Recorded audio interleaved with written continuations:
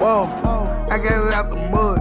Put me last, gon' feel me first. Did me back, gon' do you worse. Same old sides gon' get you hurt. I spit facts in all my verses. Still might pull up and eat at church. I go up and down with racks and that's a fact. Feel like they curse. Bet I go out like a thug. Bet I put some in the dirt. Yes, I came up from the mud. This a $1,000 shirt. Break the bitch, make her work straight to my hand from out of purse. Hey, I come from the mud. They finally found that diamond in the dirt. Ice. Hey, kid, I gotta make it, kid. This out the mud, man. Yo, back at you. Out the mud, home team. What it do? Today we got a very special guest. Back with my boy TA, but today we got our young fella, man, Willie Cauley-Stein. My boy Trill, man, one of the best to do it. Came in this league, man, his way, doing it. Man, he here, our special guest today. Man, welcome to Out the Mud, young fella. Oh, man, it's love, man. I appreciate y'all having me, bro. When Koch hit me up and told me y'all was coming to town, I was hyped. I mean, I've been watching y'all, so it was only a matter of time before I had to slide in there anyways. You know it's a matter of time, man, for sure. Little bro in the building. What was it like, man, growing up in Spearville, Kansas, man? Because, you know, I'm from a small town, Indiana, so what was it like for you? It was like a big playground, bro. You know, like I think the town was like a mile long both ways. Yeah. So you could ride your bike in 10 minutes from one side to the other. Yeah, man. It's just a lot of like hometown stuff. You know, everybody feed everybody. I was eating dinner at all the homies' cribs, and you know, it was community, good community. Right. Which I had one high school. One high school. Shoot, the grade school, middle school was all damn near one thing. We all shared lunch. Like, so my brother like 5 years older than me. Is that Bryce? Yeah. Bryce? Yeah, he like 5 years older than me. He'll out so that I would get to see him at lunch or something. Yeah, so I thought that shit was always cool. Yeah. Seeing a big bro in there. But bro, bro, just a good little small town community. Yeah. Man, it like hoops and sports was like a big thing there, but you never thought it was gonna be like this colossal, like sitting in the room with y'all fellas, you know, getting to talk shop and shit. So it's crazy coming from a small town like that and doing something like this. Yeah. What was you doing, like sports wise? Was it just always basketball, or did Big Bro had you playing, you know, soccer or? Yeah, crazy thing. I played in 2 soccer games my whole life, and it was because of my big brother. Was playing in some soccer league in Dodge City. And they needed a kid to play. Yeah. And so I was just sitting around, you know, watching Big Bro. And so they let me play a couple times, and I got to score one like point. And then I was running down the side, bro, and some girl slid tackled me, bro. Tore me up, man. Gash on my leg and shit, man. I was done. I said, I'm cool. I'm cool off soccer. And then just started playing. I was probably like 7 or 8, bro. Yeah. So I started playing football, baseball, basketball, ran track. Yeah.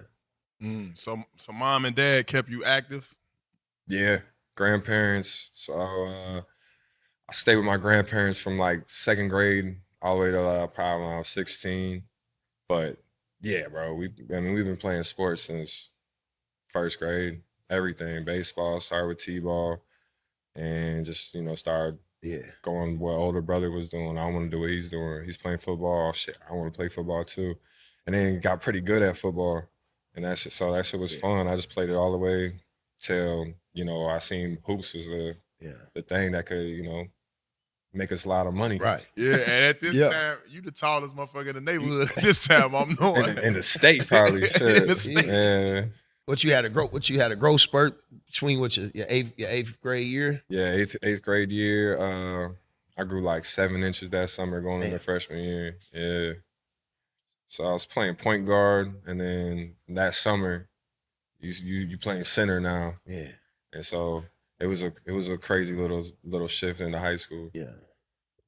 Tell me about Mom Deuce, man. Let's give Mom Deuce some love, man. How was Mom Deuce on you as a kid? Like, did she keep you away from a lot of bullshit that was going on, or could have been going on, or like was she strict on you? Let's give Mom Deuce some love. Yeah, no. Mom was cool, bro. She always supported us, everything that we would do. You know, shoot, from when we was born till probably 1st grade. we was going back and forth with her and our family. She got into some financial problems, so we had to go live with our grandparents till she got established. Now I think it was like her 22nd year being an orthodontist assistant. Man, shout out to Mom Duke. Yeah. So we seen her go to school, get all of her shit for that, and then 20 years, bro. I mean, damn near. So, bro, I was probably 10 when she started doing that. Man, so her business. Yeah. So man, we set her up with a nice crib. She got all her little toys. Nice. She be painting. And then she still like to go to work and stuff like that. But now she got grandkids that my brother got two boys that are playing sports, so she's going to do the same things that she was doing for us, traveling 4 hours to go watch them. She pulled up, bro. She through everything else, she would pull up and like we had big games on Friday nights. Like she was gonna pull up and take off and make that shit work. Yeah, Mom Dukes always was in the crowd, huh? Always seen Mom. Was Pops around? Pops, nah, he wasn't around till. I mean, when I was young, I know he spent some time locked up. For what how it is. Yeah, I'm you know how it is. Trust me, yeah, I'm familiar you know how with it is. So unfortunately, I don't. The time you you got to chop it up with him. Like he good dude. Unfortunately, I don't look at him like a father, but like I respect him as like after being a father now, I respect what. Right. And at first, I had a little different feeling until probably I had my first kid, and now I'm going through financial troubles and life. People dying, you go through hardship. It's like whatever it is, but I now understand what. Yeah. Like what it is. It wasn't us. It wasn't the kids. It was the situation, and it was sometimes. And that's how I was. I was raised by a single parent, but like you said, as you get older, you respect it more. It kind of makes you a better father because you don't want to have your kids to have the feeling that you had when your old man wasn't around. You know what I mean? So it kind of makes you a better father. That's shout out to you though for sure. No, it does. It absolutely does. Gives you a different perspective. I want to know, like, where is Spearville? Man, so it's like, you ever heard of like Dodge City, Kansas, Wyatt Earp, Doc Holliday, like some old cowboy West shit, a big like cattle, I don't know, like crossing where they gonna bring gangsters roam through there. No, for sure. A lot of outlaws, bro. So that's where we from. Spearville's like a sub town of that, like 15 miles from there. It's closer. It's like in the corner of Colorado and Oklahoma. Okay, but like we on the south. So ain't too far from Colorado, then. Nah, it's probably like 5 hours. Okay, 4 or 5 hours from Colorado border. What was the sports history like that? Like coming up, like the high school. Like, was there anybody that you like looked up to as a youngster? Like, I want to go to this school and, you know what I'm saying, do this, go out there, he's a hooper, you know what I mean? You what kind of history? Spearville now, killer. Kind of history. That town, Illinois, but you like Spearville. Yeah, no, it's kind of like a Marion, Indiana. Though, like a bigger Marion. We got some history in that hoop though. We got a lot of history in that hoop. Beach history, definitely. A lot of history. So we had, bro, one guy in our whole history besides me that's probably done a professional sport. He was a football player for the New York Giants. Word. Don't know his name. We have to look that up. Yeah.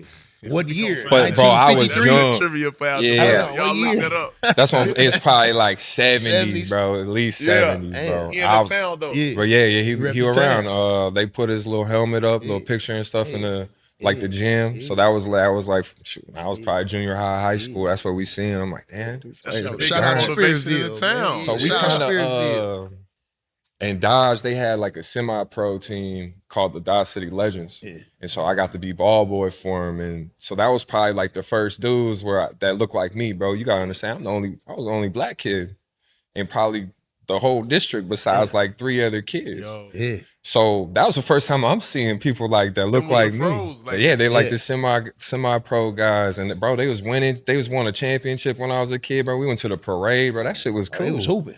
It was hooping. And then, unfortunately, bro, I feel like now it would be the best time for something like that to be going on. Then it was probably like 2000s. Harlem Globetrotters was still hot like that. So those were the guys that was coming to our cities. We wasn't getting to watch like real like big time hoopers. Like that was the biggest time hoopers we had, which they was some hoopers. It was some hoopers. You had to go travel and, you know, up to the city where I ended up going to high school at.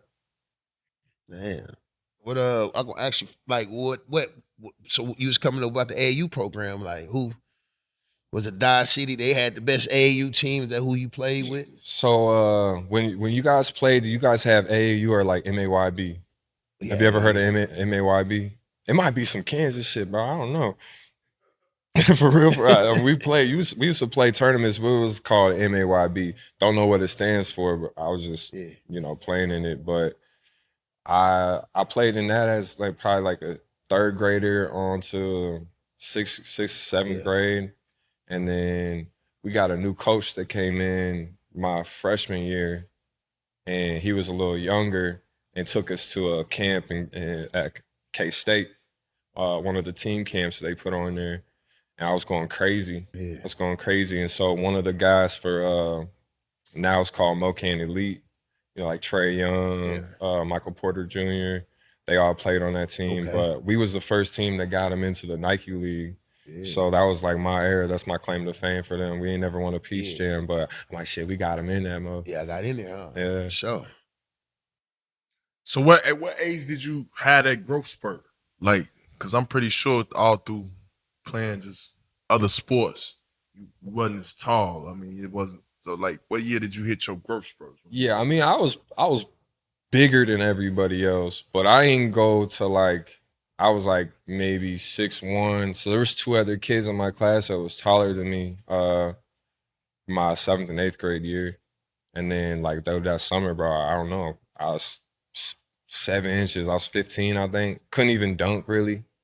And then by the end of the summertime, I was dunking and everybody was going crazy because it's like nobody ever seen anybody dunk out there before. Now, what grade is this? You said eighth, like eighth going in. It was like our first little summer thing. You know, like 8th grade to 9th grade that summer, you have like a summer ball like tournament or something. I played in it going in as a freshman. Turn that motherfucker over. I was like first time I was dunking. And I was like, oh shit. It's crazy. At that time, who you was trying to who you was mocking your game after at that time? Man, let me take you back. Look. Because you got to figure the growth spurt went crazy. So so I was still playing like a guard at that point. Then the next time you think about KG or somebody. I was like Tim Duncan was a big because my grandfather, he loved the bank shot, bro. He loved the bank shot, bro. He loved the midi bank shot, bro. So I'd be out there in the yard working the bank shot. I remember, I don't know, probably like 8th grade. Whenever I would get into some trouble or like, I don't know, feel bad or something, I'll go out in the yard, bro. I remember playing like one-on-one against Tim Duncan for the last second shot. You know how that shit go. Shout out Timmy. But yeah, Tim Duncan, man. And then KD. KD, just because he was just like, I don't know, one of the parents was like, man, you like Kevin Durant. And I was like, who? I didn't even know who he was yet. I had to go look him up. Swear to God, he was when he was at Texas. And so, bro, we didn't watch Texas, bro. We watched K-State, KU, bro. We didn't watch nobody else. And so, I mean, I had to go YouTube him when I got to school, bro. Started YouTubing, I was like, damn, I kind of do look like KD. Shit, hold up, he long as hell, bro. I was like, shit. So yeah, shout out KD, bro, big bro right there. He's 6'10".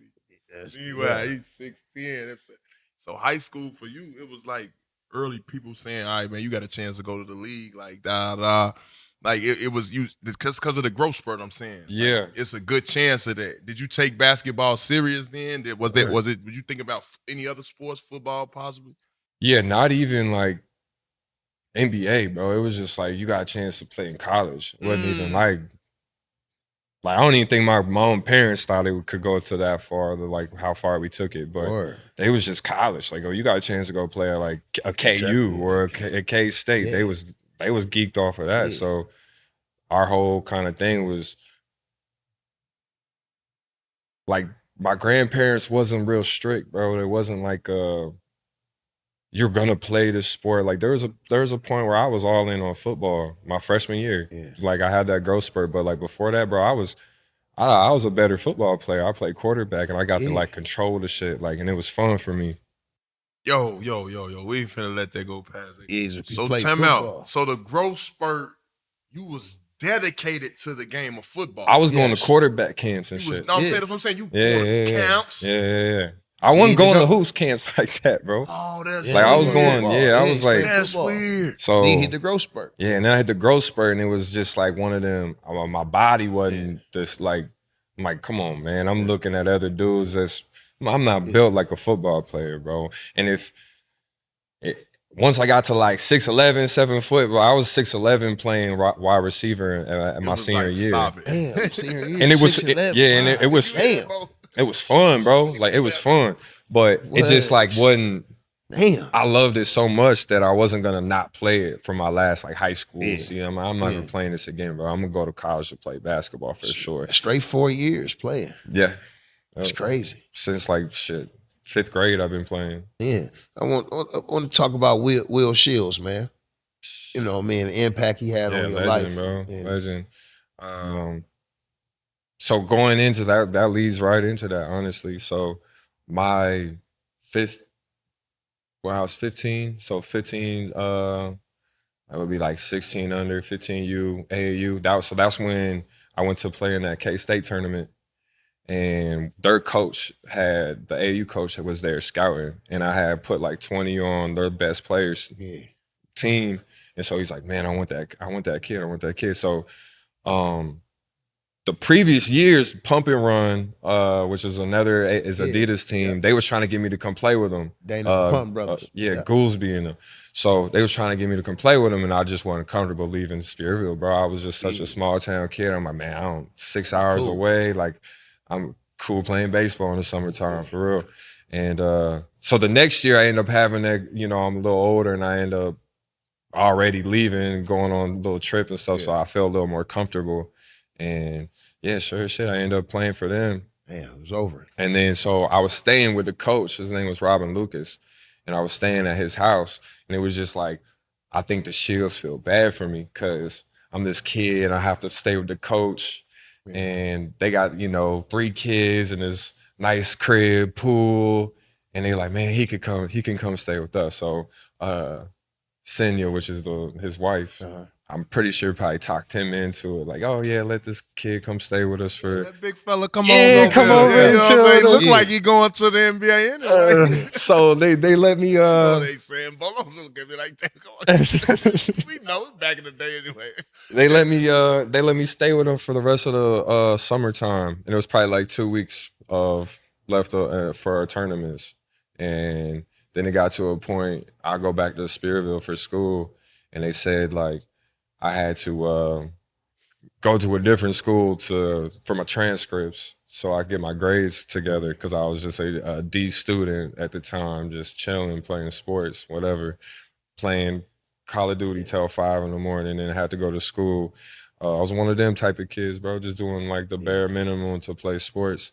And so they really turned my whole kind of mentality around because he's 14 years, legend, Hall of Fame, Pro Bowler, you know what I'm saying? So I'm going into a very structured house where they know their worth. They know what they're really worth, and they know what the work's worth. That's real, though. That's real. Oh, bro, that's real. It was crazy, bro. It was crazy, man. I'm seeing like greatness on the walls, literally, bro. Memorabilia, like, and I'm like I'm living in this. Yeah. So they end up bringing me in from junior and senior year, became my legal guardians and really took me in and showed me how to live, bro. Showed me how to really do this. And he had like, it was called 68 Inside Sports. So, I mean, that was like the first time that training was real. Like we had like real training and like I wasn't just playing sports in the yard or playing like 7-on-7 football against guys that don't play football. It was crazy. I'm out here now. Yeah, I'm out here now. And so I think that was the building blocks of like definitely a mentality to be a professional. Yeah, that basically, I'm just about to say that. Is that what you got all your professionalism from, as far as your your proper preparation. You know what I'm saying? Like they pretty much instilled that in you, like to be a man, I believe. Yeah, nah, for sure. Definitely the best, one of the best father figures that I've had in my life.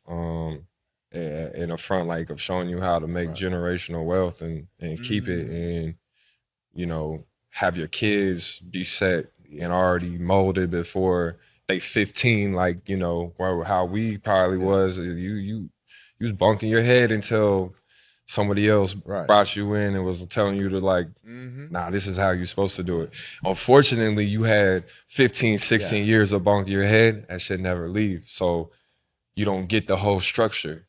Right. You get the structure that's planted on you, and now you fighting like the structure that you had the first times of your life, which was freedom. And now I'm like going into this spot where grades matter. If I had a C, I was getting my phone taken away. I'm getting keys taken away. You feel me? So it's a weird thing, but it definitely helped, bro. It definitely helped. For sure. What about like when you was high school? How many colleges was fucking with you on the recruiting side for football? I think a few of the Big 12 teams. Like I played in a 7-on-7 tournament, first one I ever played in for our high school team, and we were playing in K-State's stadium, bro, and I was going crazy. Killing. And that 7-on-7 is like some of that shit Cam Newton be having. Like he be having them little. That's 7-on-7. Yeah, so that's why. It's like everybody match up, right? It's like touch. It's like touch football. But does like that carry over? Like how pickup hoops carry over when that's, we hooping. I think that's that. Yeah, that I think that's probably the correlation for sure. That's. I mean. Yeah. No, I would say that because it's not hitting, bro. You're not getting this, but you're getting to see skilled people. Right. So you're just seeing like it's all receivers and like the quarterback, pretty much. The linemen and the D-backs ain't really got no say in that 7-on-7. The defense. There's still the defense there's still a defense that does it. But man, bro, I was just too big, bro. Yeah, for 7-on-7 for sure. They can't really do much, but it's touch football, bro. You're not gonna. The Mega Stein. He was the Mega Stein. Real shit. The Mega Stein. So you ain't had no Nikes or no Adidas, none of that, huh? Coming on camps, invites. On the basketball. Yeah. So my 16 when I my first summer with at the Shields place, I got invited to the top 100 camp and the Nike. In Virginia? Was it in Virginia then? I don't remember where it was. I posted that joint. Yeah, that's why I'm okay. Yeah. He already know the question. Man. And then the Nike Hoop Jamboree. Okay. And so I had to skip the top 100 camp because I had a geometry final that I had to redo. I'm telling you, the Shields had me on some shit, bro. So I had to skip the 100 camp to do this geometry shit. She was very like, you're not going. And I was like, wait a minute, time out. Like you thought that was more important than the top one. I didn't. You didn't think that? Nah, she did. She did, man. I told you, man. I went to a structure home, bro, where I had to be done. They was either like burn the top 100 camp, and maybe you don't go to D1. And why I'm asking you this is because I'm pretty sure that first time you went, you got notarized. I'm sure. Pretty sure you got on the radar. Right. So the second camp, the Nike Hoop Jamboree, was like my first. That's when, and then so I got invited to the Stoudemire camp after that, the LeBron camp. As like I got older, like junior year, I was going to LeBron, Stoudemire camp. And meanwhile, back at the house in Spearville, are you the biggest thing in the town at that point? Cause I wasn't even in, bro. Cause now I'm just a legend. My family done shit me out. I'm not even going back to Spearville at this point. So I mean, I was going back like once in a while, bro. And then because it was probably like 6-hour drive. And then once I went to Kentucky, bro, I mean, it was on, bro. I'm seeing a whole different world. The only reason why I'm going back is like my grandparents and my brothers still live there. So I would go there like, I mean, one week out of the summer that I'm sick that I'm leaving LA for that. Just, you know what I mean? I'm like, damn. But it it's one of them things. Once you get there, you see where you came up, you see the old shit you used to do, and you kind of get re-inspired of why you're doing it in the first place. And then once my brother started having kids, it was like, oh yeah, I like going back home, but it's just hard to get there. Yeah. Yeah, so busy. Yeah. How was the recruiting process going to Kentucky? Like, was that the main option of school? Or? Nah, man, they actually came in late. So they came in my last AAU tournament. Was when we got like a unofficial word that they were interested. So at that time, it was like K-State, Oklahoma State. Wait a minute. You had a chance to go to Oklahoma State. You ain't go to Oklahoma State, Pete. Man, ain't going to Oklahoma State was like 15, bro. You ain't going to Oklahoma State, bitch. Nah, it was cool. I fucked with Oklahoma State. That's what I'm saying. Them and K-State was like the finals. Right. And then Florida came in. I liked Florida a lot. Alabama, and then Kentucky came in late. So I already had a really good relationship with Alabama. Obviously K-State, we had been there a bunch. And I'm an in-state kid, so like they had, I think, matter of fact, Brad Underwood had coached my dad in JUCO, so like there was already a big kind of connection there. So I felt comfortable with those, and then I just like Billy Donovan, bro. When I was there, Billy was cool, bro. He was a cool dude. I just didn't really like the Florida facilities. Right.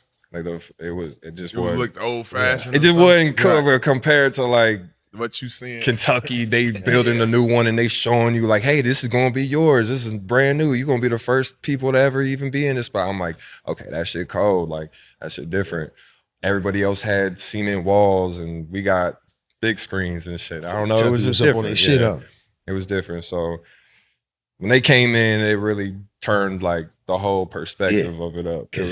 Yeah, because growing up, it was always, like you said, K-State. That's always your dream school, so. KU, K-State, KU. bro. Yeah, so, shout out to, while we talking about that, shout out to some out the mud guys, man, that I ain't gonna lie, that just need some praise right now. My boy Kurt Heinrich, shout out Kurt Heinrich. Shout out my boy Kurt. My boy Nick Collison. Yeah. I ain't gonna lie, man, I had some real battles with you boys, man, so I'm pretty sure you grew up watching. Yeah. Man. Oh yeah, no, I mean, those are legends. My boys, man, Nick and Kurt. In my class, yeah, those are our legends, bro. Yeah, so I know they was sick when you Wayne. When they found out you was going to Kentucky, boy, you broke some hearts, boy. Crazy thing is, I never had a offer from KU, which was crazy because, bro, I was in the same district as their sons. Like Danny Manning's son, Bill Self's son, bro, I was dropping 20 on them, playing football, doing my thing in football as well. So it was just weird that they never really gave me an offer because I probably would have took it just because it's 20 minutes from the crib and this is like the spot. Man, that's crazy. And so I ended up going to Kentucky, bro. It just was different once we stepped foot on there. Yeah, Kentucky. It's just different, bro. Wildcats, man.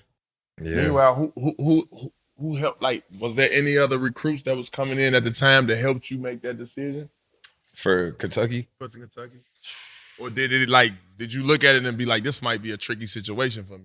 It was a tricky situation because like with K-State, Oklahoma State, Florida, and Bama, I was the guy. I was gonna be the guy. I was gonna get to play whatever position I felt like I was good at so I could play. They was gonna cultivate that. And what really did it, bro, was I think them telling me that you're not gonna be the guy. And like you not gonna get the ball every time. And I was just like, at first, when I first heard it, I didn't like it. And I was just kind of like, well, damn, you sitting in my living room right now telling me some shit that I ain't really trying to hear. Then after they left, it was Coach Payne. Shout out Coach Payne. That's my love for life. I kind of sat there with it. It was like, it was a lot of you're not. And the last thing he left is he's like, but you will probably go to the league. Like, you will go to the league coming here. Like, you're playing against pros every single day. Like, you will go to the league. And I was like, damn, that kind of outweighs the you're not going to do this, but you are going to go to the league. And I was like, well, shit, I'm going to go here. And it was easy. It really was an easy decision. It was a no-brainer. Before I even played a game, I was on the draft boards. Damn. You feel me? 14. No-brainer. 14 on the draft boards. Draft. Bro. They say it's a pig leg pork. Hey, man, listen. I'm going to Kentucky. Yeah, bro. So we Kentucky. We went, man. What was that like getting to Kentucky? Because I know they big blue over there. They ain't playing no games, you know? Nah, it was crazy because I was just I was probably like the least talented guy coming in as the recruiters. Like as recruit school, I think I was the only 4-star coming in. Oh, yeah. Everybody else was number one in the position in the draft, and they were in our class. Damn. Like we had Nerlens, Archie Goodwin, Alex Poitras, and then me was the 4th freshman coming in. So nobody really. Say run that back. Who you say? Archie Goodwin, Nerlens Noel, and Alex Poitras. They was killing, bro. Mm-hmm. They was killing, bro. So I was still trying to figure out who I was for real, like as just like a hooper, honestly, because I'm getting in a transition stage of the growth thing still.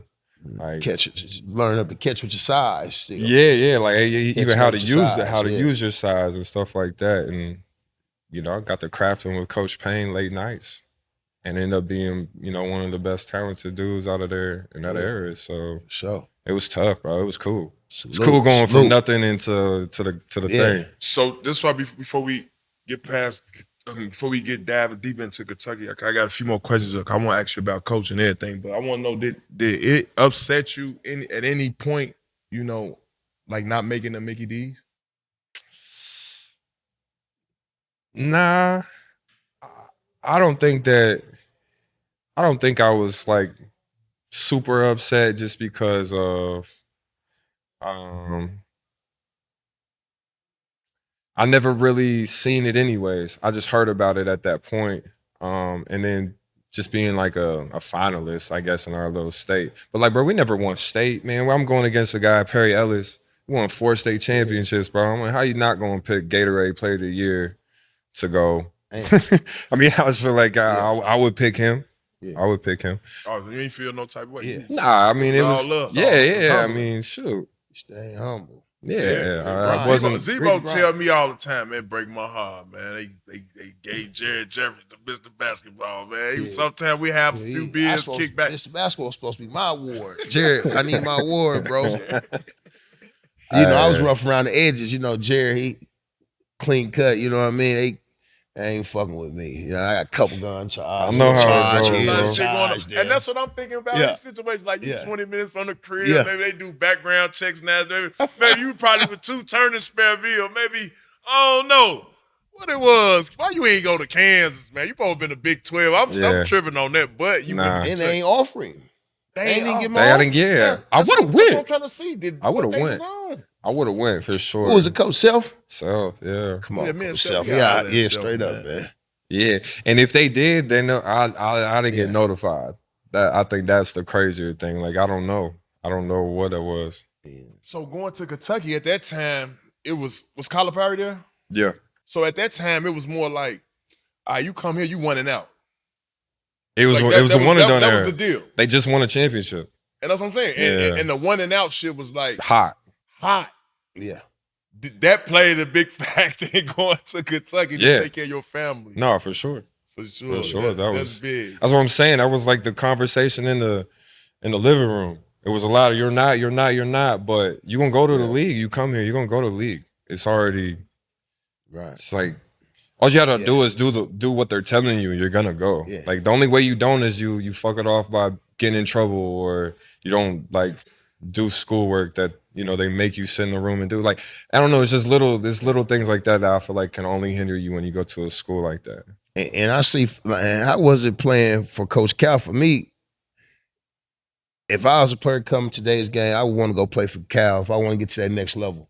You know what I mean? I think Cal's one of them coaches that, his track list is long. You know what I mean? It's proven. He know what guys want to do. No, he got the blueprint. You know what I'm saying? Straight up. So I'm going to go fuck with Cal. I'm trying to get to the next level. Yeah. Nah, he got the blueprint. Yeah. So how was it with you? What was humbling? Because going into your sophomore year, I see the big improvement. You was, all defensive team and second team, and like, how was that? Like, your confidence just shot up, and you know what I mean? You got that Yeah, I think a big play was one. I put in the work. Like I was working, bro. Like, bro, KP was, bro. We was working. So that just helped the confidence because I'm with like in the gym with like Devin Booker, Tyler Eulis. Before that, you know, Julius Randle. These guys coming back saying what's up, or they actually like they older at this. They older than you, right? Or they playing with you? Nah, this is when we all played. Yeah. But like I'm just saying, the way like how they work, bro. Like I would do, you know, big workout with Julius Randle, Yeah, that's what I'm saying. and then go play, and then. But I was there with them. I'm saying y'all. I'm thinking my bad. I'm thinking coming back to the gym. My bad. I'm ahead of the game. I'm thinking coming back to the gym and you know y'all just working on y'all game on some pro shit. My bad. Yeah, no, and the pros came back though, that's right? what it was. That's what it was, bro. Like Anthony Davis came back one time and we played 1-on-1. Bro dunked on me, crazy, bro. Right. This is my sophomore year. This is my sophomore year. So this is, you know what I mean? This is my sophomore summer, bro. I'm playing 1-on-1. He's starting to do it. This is at the time, probably like right after, you know, the USA, Kobe, Like this is when he getting hot, bro. This is when he getting hot. So he really getting on the like fadeaways, kind of getting out of the big roll. So the first, like we playing it to 10, I think. And so the first like 6 shots, he trying to do all jumpers. And I'm getting to my shit. So I'm like 4 or 5 points. I'm feeling good as fuck, bro. I'm feeling good. His pops is on the side, bro. This dude turns the fuck up, bro. I'm telling you, he hit me with a shoulder. Boom. K my chest, bro. I ain't even been hitting the chest like this before by a fucking shoulder, bro. I scooped back just a little bit, bro. Bow. Dunked it, motherfucker. I said, oh shit. This is the first time I ever been dunked on for real. It shocked the shit out you. Yeah, it's levels, huh? Hey, look, it's levels to this bro, shit. I said, damn. Shout out AD, man. I look at his pops. His pops is just sitting there. His pops was cool, bro. I always fuck with his pops, bro. His pop was cool. Cause he could see that I started to feel kind of bad. And then, you know, he goes on, I think the scoring's up like 10-4, 10-5. But I was still happy I scored 5 points. Cause he defensive player of the year, fucking Naismith player of the year, you fucking bombing, you know what I mean? Did all the things. So yeah, he got them all. He got all the stats. So I'm like, shit, I'm feeling good. So I went and sat by his pops. We got to talking, and then, you know, just leaving that moment was we got work to do. We got more work to do. Yeah. And going to that year, we ended up going to championship. Broke my ankle. Man. And then that just made me want to come back because we were so close to getting it again. Yeah. How did you feel though going into that, you know, getting hurt and you get mentioned being a top 15 pick, lottery pick? How did that feel? Because, you know what I mean, you could have made that jump. Possibly that you wouldn't have got that injury. You see what I'm saying? No, for sure. I mean, and I was making it. I was gonna go for sure. Especially if we would have won it, and I would have been healthy and we won it. I was going out of there. Yeah, I was going. And I don't know, bro. I remember being in the hospital right after my surgery, and it was just me and my homie. My homie called me on the phone. I was on FaceTime with him, and we just got to talking about it. And I was like, bro, I ain't never won no accolades. I never won a state championship. I never won, you know, none of this stuff. I think I want to come back. And he said, for real? I said, yeah, I think I want to come back, bro. And ended up, I was out like 25 weeks with that. Damn. Yeah, 25 weeks, missed like the Bahamas stuff. I was by myself for the first part of the shit. They was all working out, all the new guys, bro. It was crazy. It was a lot of isolation. Right. A lot of isolation. That helped you though, shit. Yeah. It helps you too. Yeah, no, it did. It was good and bad.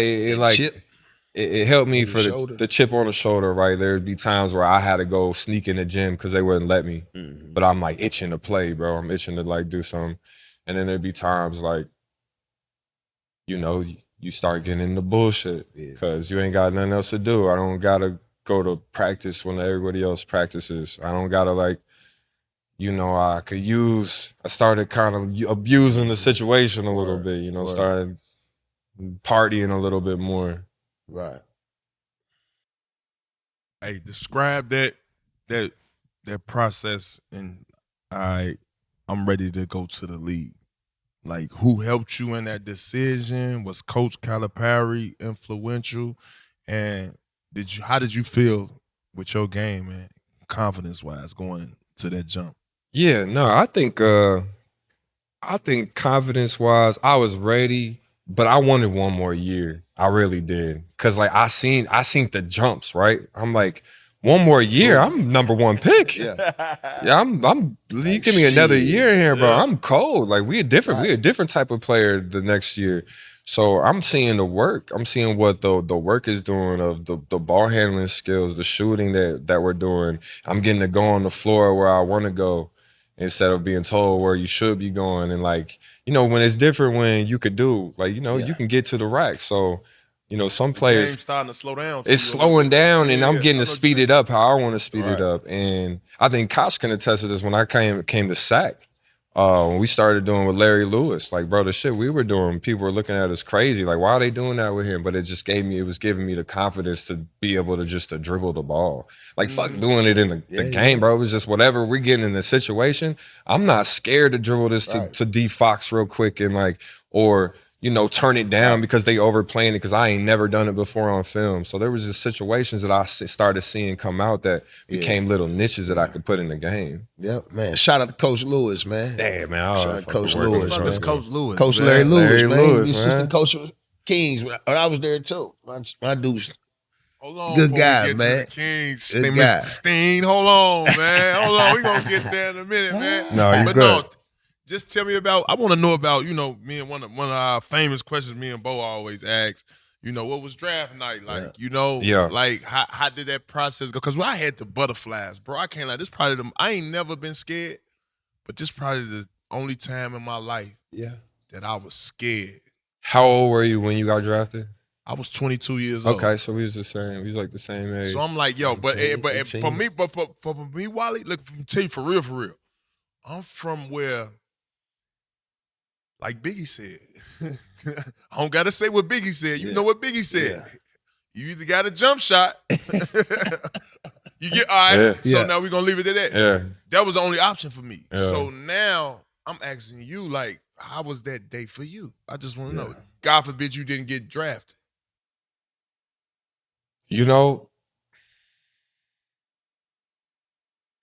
Draft night was kind of like, it was cool. Don't get me wrong. It was nostalgic. It was great. I mean, I was still burnt off losing in the championship. No, for real. I was still so sick about it, bro. Losing do that to you. As a matter of fact, we didn't even make the championship, and I think that was even more the sick part. We lost in the Final Four that year, like 38-1. We were supposed to win it. We were supposed to be edged in history, undefeated champs, bro. Like that was the year. Yeah, I mean, that was it. That was the time. So, I mean, at that point, bro, I'm still sick, dog. I'm to this day, I'm still sick about it, bro. So, I don't know, man. I was ready to get somewhere and like get to work. Yeah. And try to win something. So draft night came. It was like, cool. Where we going? Where we going? Like, I just want to know where we going and what I got to do to like get on the floor. And so when we ended up getting drafted there, it was a cool moment. Got to see my family and shit. You went to the green room? Yeah. Oh, you walked across stage. Yeah. Who you met? David Stern, Adam Silver. Silver, yeah. Oh, great feeling. Yeah, that was a it was great cool. feeling. It was crazy, bro. I mean, I'm bringing in my brother, never been to New York. Grandparents never been into this spot before. Like, it was crazy. And it was more for like, it felt cool to see them light up more than like, to me, this is the beginning. This is like we here, but we ain't really done nothing yet. You know what I mean? Right. And we don't even got money yet. Like we still a lot of people. That's the biggest. Yeah, like we still ain't even got bread. So I'm still thinking like, how do we get secure, bro? I just want financial freedom. That's it. Like I want to wake up and not feel like I have to do something today. And so that was like my whole mindset was just where are we going and when do I start getting my checks? Right. Spill. So meanwhile, so I know we probably skipped ahead, but them workouts, like I'm pretty sure you probably working out by yourself, or you had a lot of people in your workouts. I did one group workout. That's it? Miami. Remember I said? Damn. One group. So you just one workout. I did. Everybody came to watch you. I did 6 of them. Okay. I did 19, 20 of them jumps. That's crazy, bro. Ooh. You couldn't even imagine that.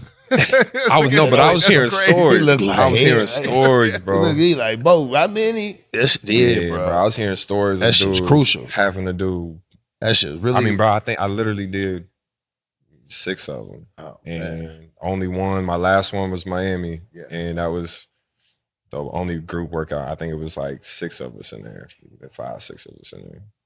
I ain't gonna lie, it's that we asked about that part of the process. Everybody know playing NBA is a privilege.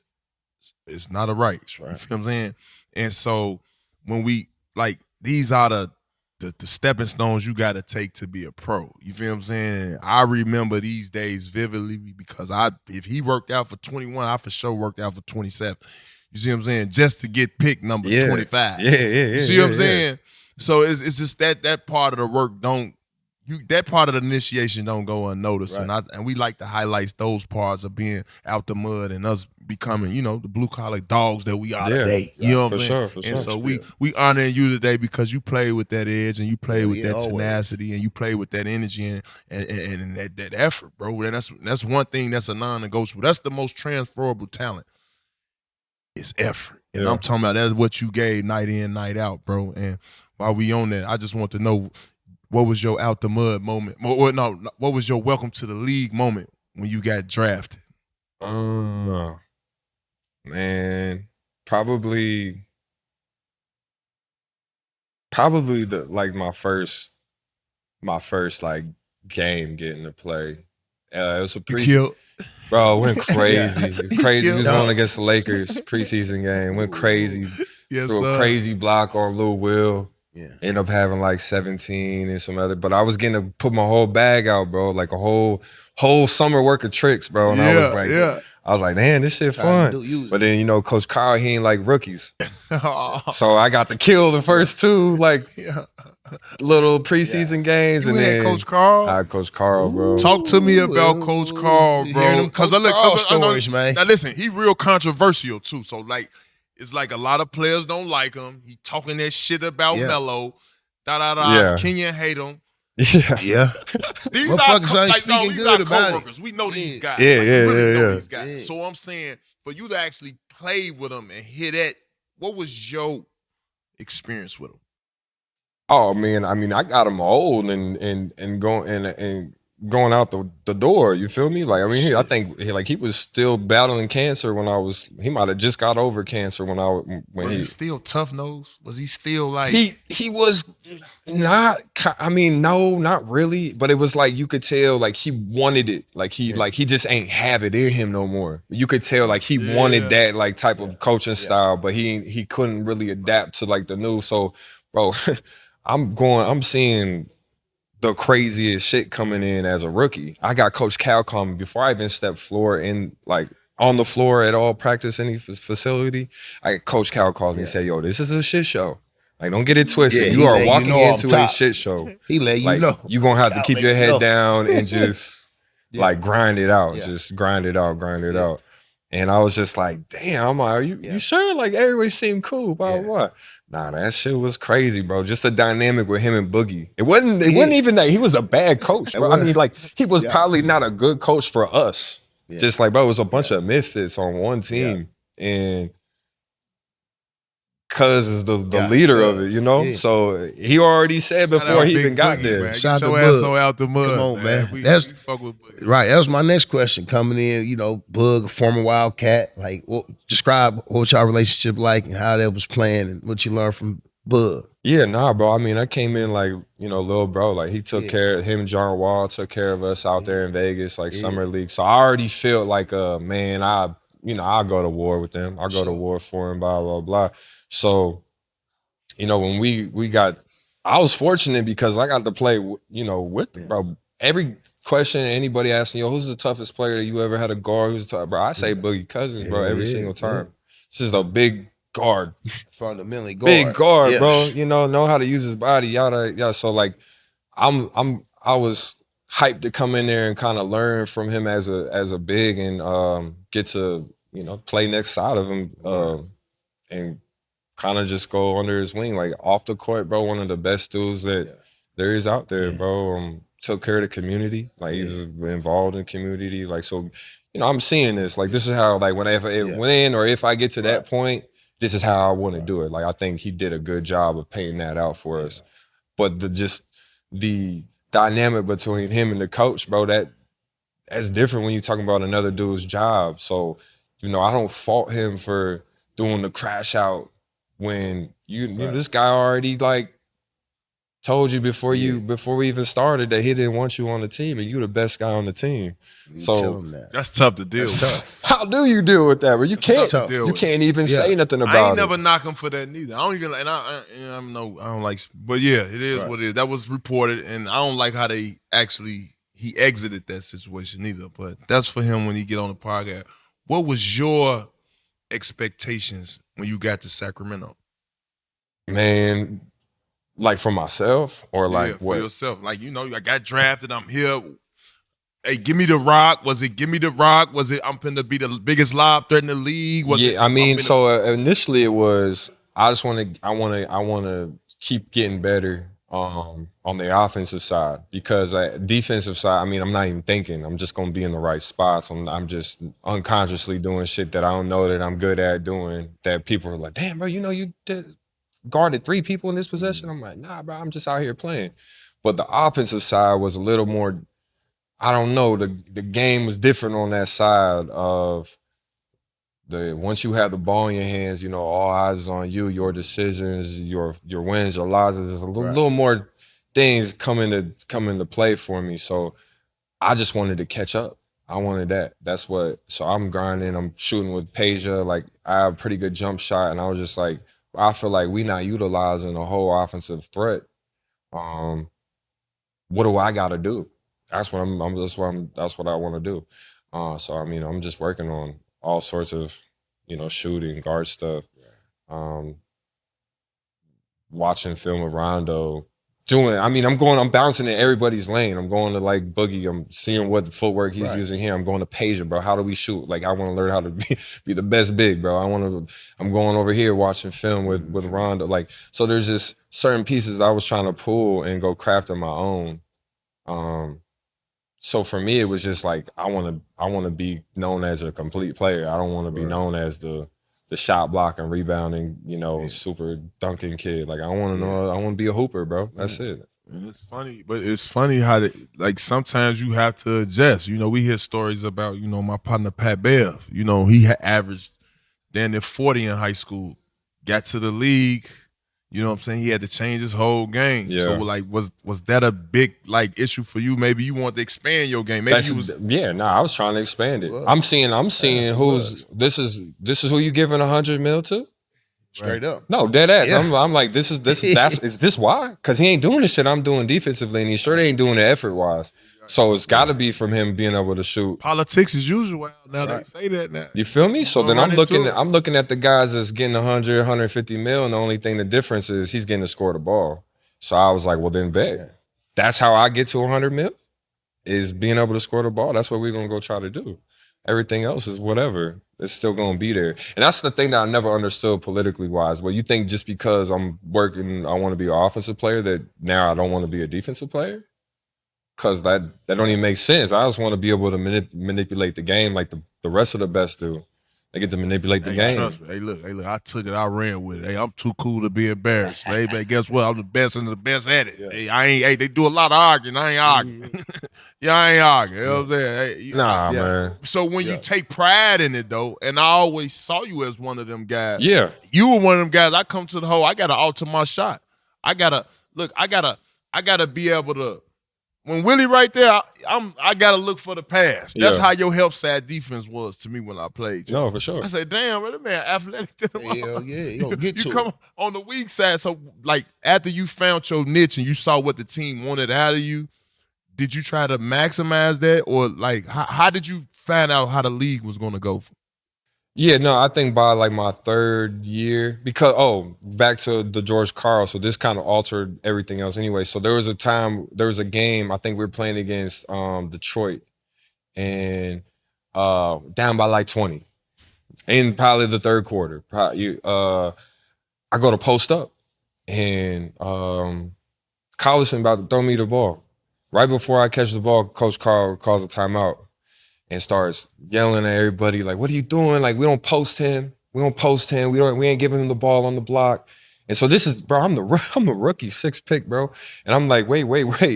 What are we doing? Like, what are we talking about? We're down by 20. And like, I thought this is like about developing your talent, blah, blah, blah. And I'm just, so that kind of put a deter on like my whole development anyways. I'm thinking, well, here's my head coach. I'm the rookie. I'm the 6th pick.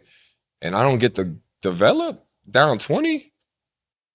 Tell me, that's a clear shot at the organization though. Like, yeah, this is weird. I don't. That ain't looking crazy on you. That's what I'm saying. Was that frustrating? Oh, bro, I had to go home. I mean, I'm sick, bro, because I'm like I said, bro, my peers is getting to do their thing. I'm with Cat, I'm with D-Lo, and they getting to show that they worth 150, 100, like D-Book, they worth 100. And I'm like, I was just in the gym with these dudes, one-on-one, busting their ass, doing the same drills they doing. I'm like, there's no way I'm worth 95 million less than them. That don't make no fucking sense to me. So it was like, so my drive to do it was more like, I don't believe that they're worth $100 more million than me, bro. That don't make sense to me, bro, on a contractual level. Not when, like you said, the effort stuff. But you a legend in that field, so you understand how much that means to the game. And when you really think about only real hoopers know that those glue guys are the reason why the meta dudes get to make $100 million. The main piece to the puzzles. I always call us the main pieces to the puzzle. That's why that's why the game that you decide, oh man, I ain't feeling it tonight because y'all done pissed me off for the last 3 months saying that I ain't this. Okay, now my mentality is different because, well, to do what you want me to do, I could do this drunk and high. I don't need to work out. I don't need to go to the gym no more. I don't need to do these things because, like, what am I working on? Why am I working on this? So then they'll knock you for, oh, you don't love the game because you ain't in the gym. But it's like, no, like, bro, what? I don't need, let me ask you this. Who in the fucking this goddamn game had ever gone to the gym and worked on straight rebounding, running sprints, and blocking shots? And tell me, what drills can you fucking do to do it? I ain't heard of it. You ain't never heard of it. In your whole life, you ain't never heard of it. So I want to fly and say me too. I want to be like, nigga, me. Nah. You right. You ain't never done it. You ain't never seen a dude that's doing that. All these little pre-draft shits. You ain't never seen a dude just rebounding 100 rebounds in a row. But they want to tell you that it's important. And it's like, well, if it's important, pay a dude that only does that and then tell me that's an important spot. Right.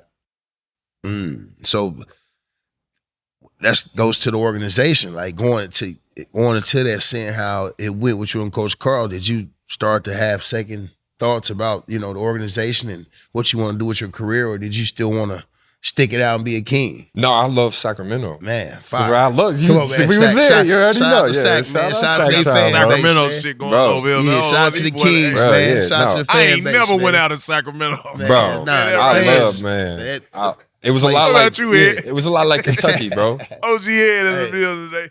It was a lot like Kentucky fans, bro. The way that they like, I don't know, it's what they had. It's a culture. Thing. Yeah. So the culture, bro. And then so I mean, I was in it, bro. I was like, I was going to LA in the summer times and then like coming back to Sac and seeing how behind the culture was. And I'd be like, bro, why are we not having get-togethers? Like, when you go to LA, there's somebody's having a house party, somebody's doing this in the hills, somebody's doing this. It's like, bro, we need somebody doing that here. Yeah. We need somebody that's bringing that culture here. Yeah. So, bro, I inserted myself here. Fuck it. We gonna go out. We gonna like be in the city. We gonna let people see, the 6th pick with taking a shot with this guy or going to get a taco with this guy after. Bro, I'm just like, I mean, bro, you know how he was getting down, but we was just messing with everybody. Bro. It was Sac definitely one of them places. They got like for the fan base, like it got like a lot of Memphis in them. Like they real loyal, and they down with you, and they love their players. You know what I mean? They love their players. So definitely shout out to Sac for sure. Yeah. So I mean, I wanted to be there forever, bro. Yeah. That ass, bro. I wanted to be there my whole career, and so when we got Coach Yeager, I was actually I fuck with Yeags, bro. One of my favorite coaches to this date. For sure, me too. Like he actually let me expand. And when like at the time, I didn't really realize how much he was letting me really expand, bro. Because like I couldn't even fathom that I was getting the ball in the spots that I was getting it in. But bro was really letting me like get the ball and show out. Cause after I left there, I didn't get it no more. And I was like, damn, hold up.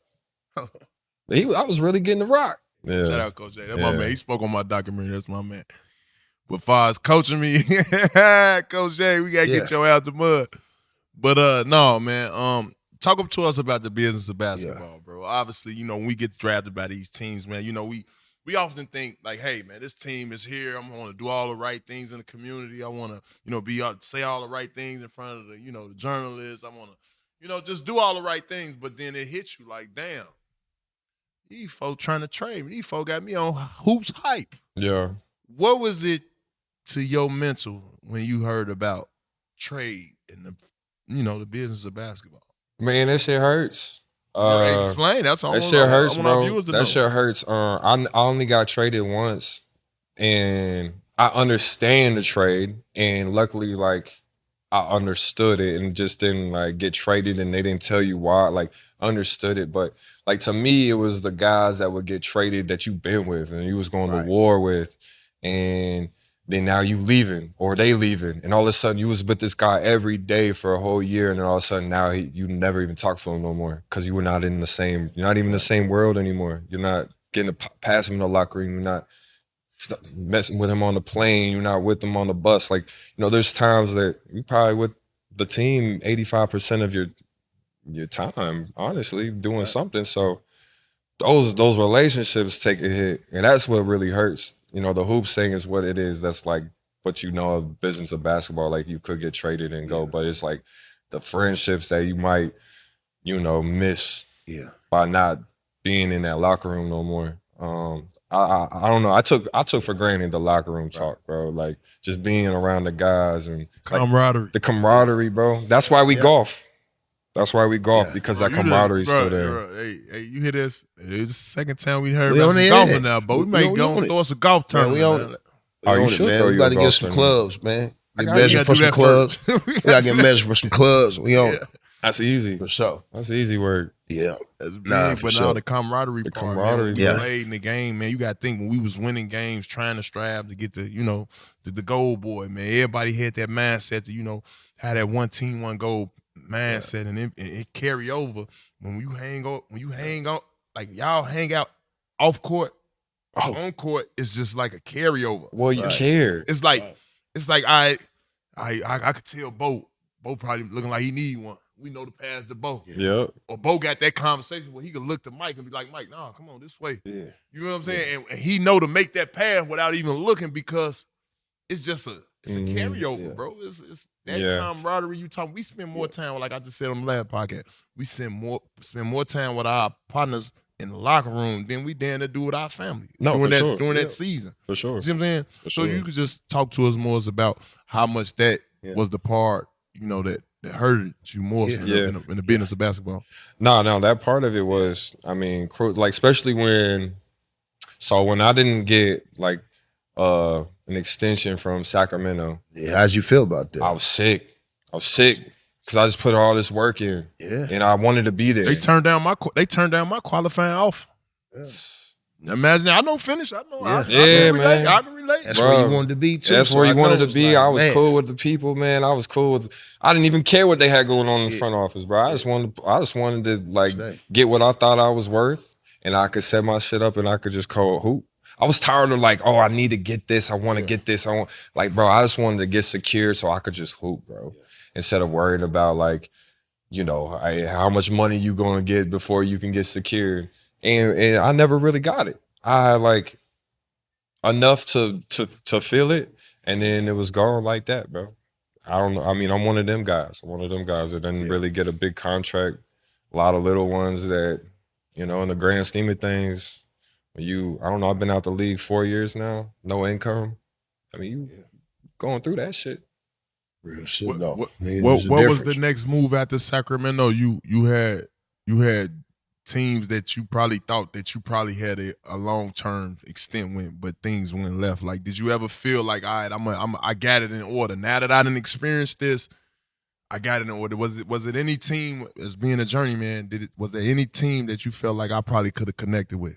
So I really liked the Warriors. Like when I went to the Warriors, it was cool. It was a very dark time. Like my partner just got killed. And then I didn't get the extension. So then I'm scrambling to find a job. It was like between the Warriors and Charlotte.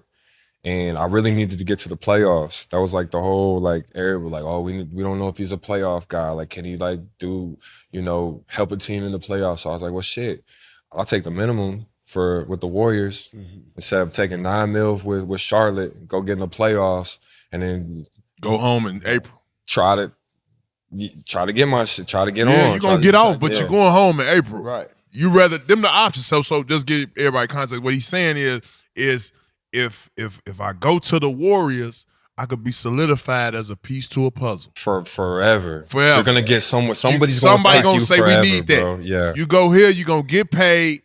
Now you good, and it is what it is. Yeah. You took your chances and rolled the dice.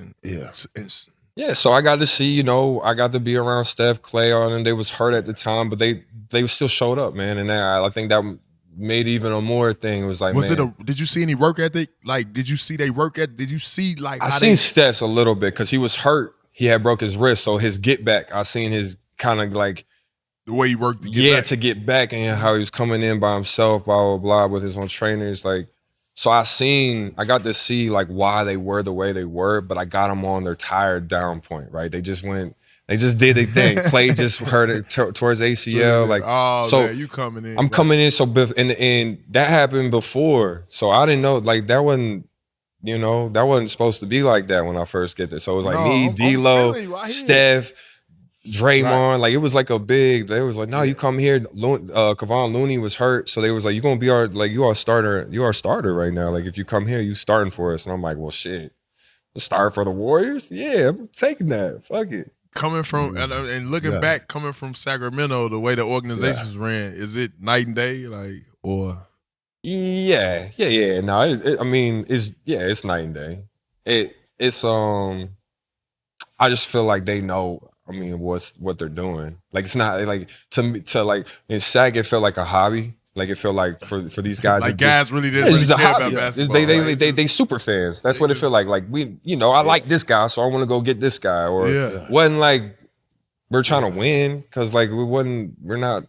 So when you got that, you felt the intensity. Like it's championship or bust. Like when you got to the Warriors, that's what it felt like.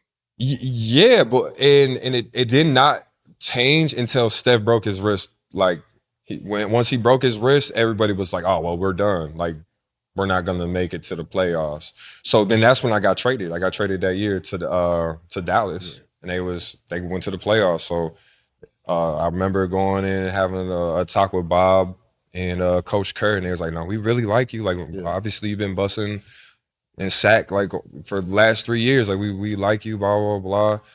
We know you needed to go to the playoffs. Like, we're obviously not doing that. We're going to send you to Dallas. I said, well, shit, I'm cool. Like, I mean, I need to get to the playoffs. So, we went to Dallas and made it to like 2 playoff series and didn't get to play in neither one of them. Yeah.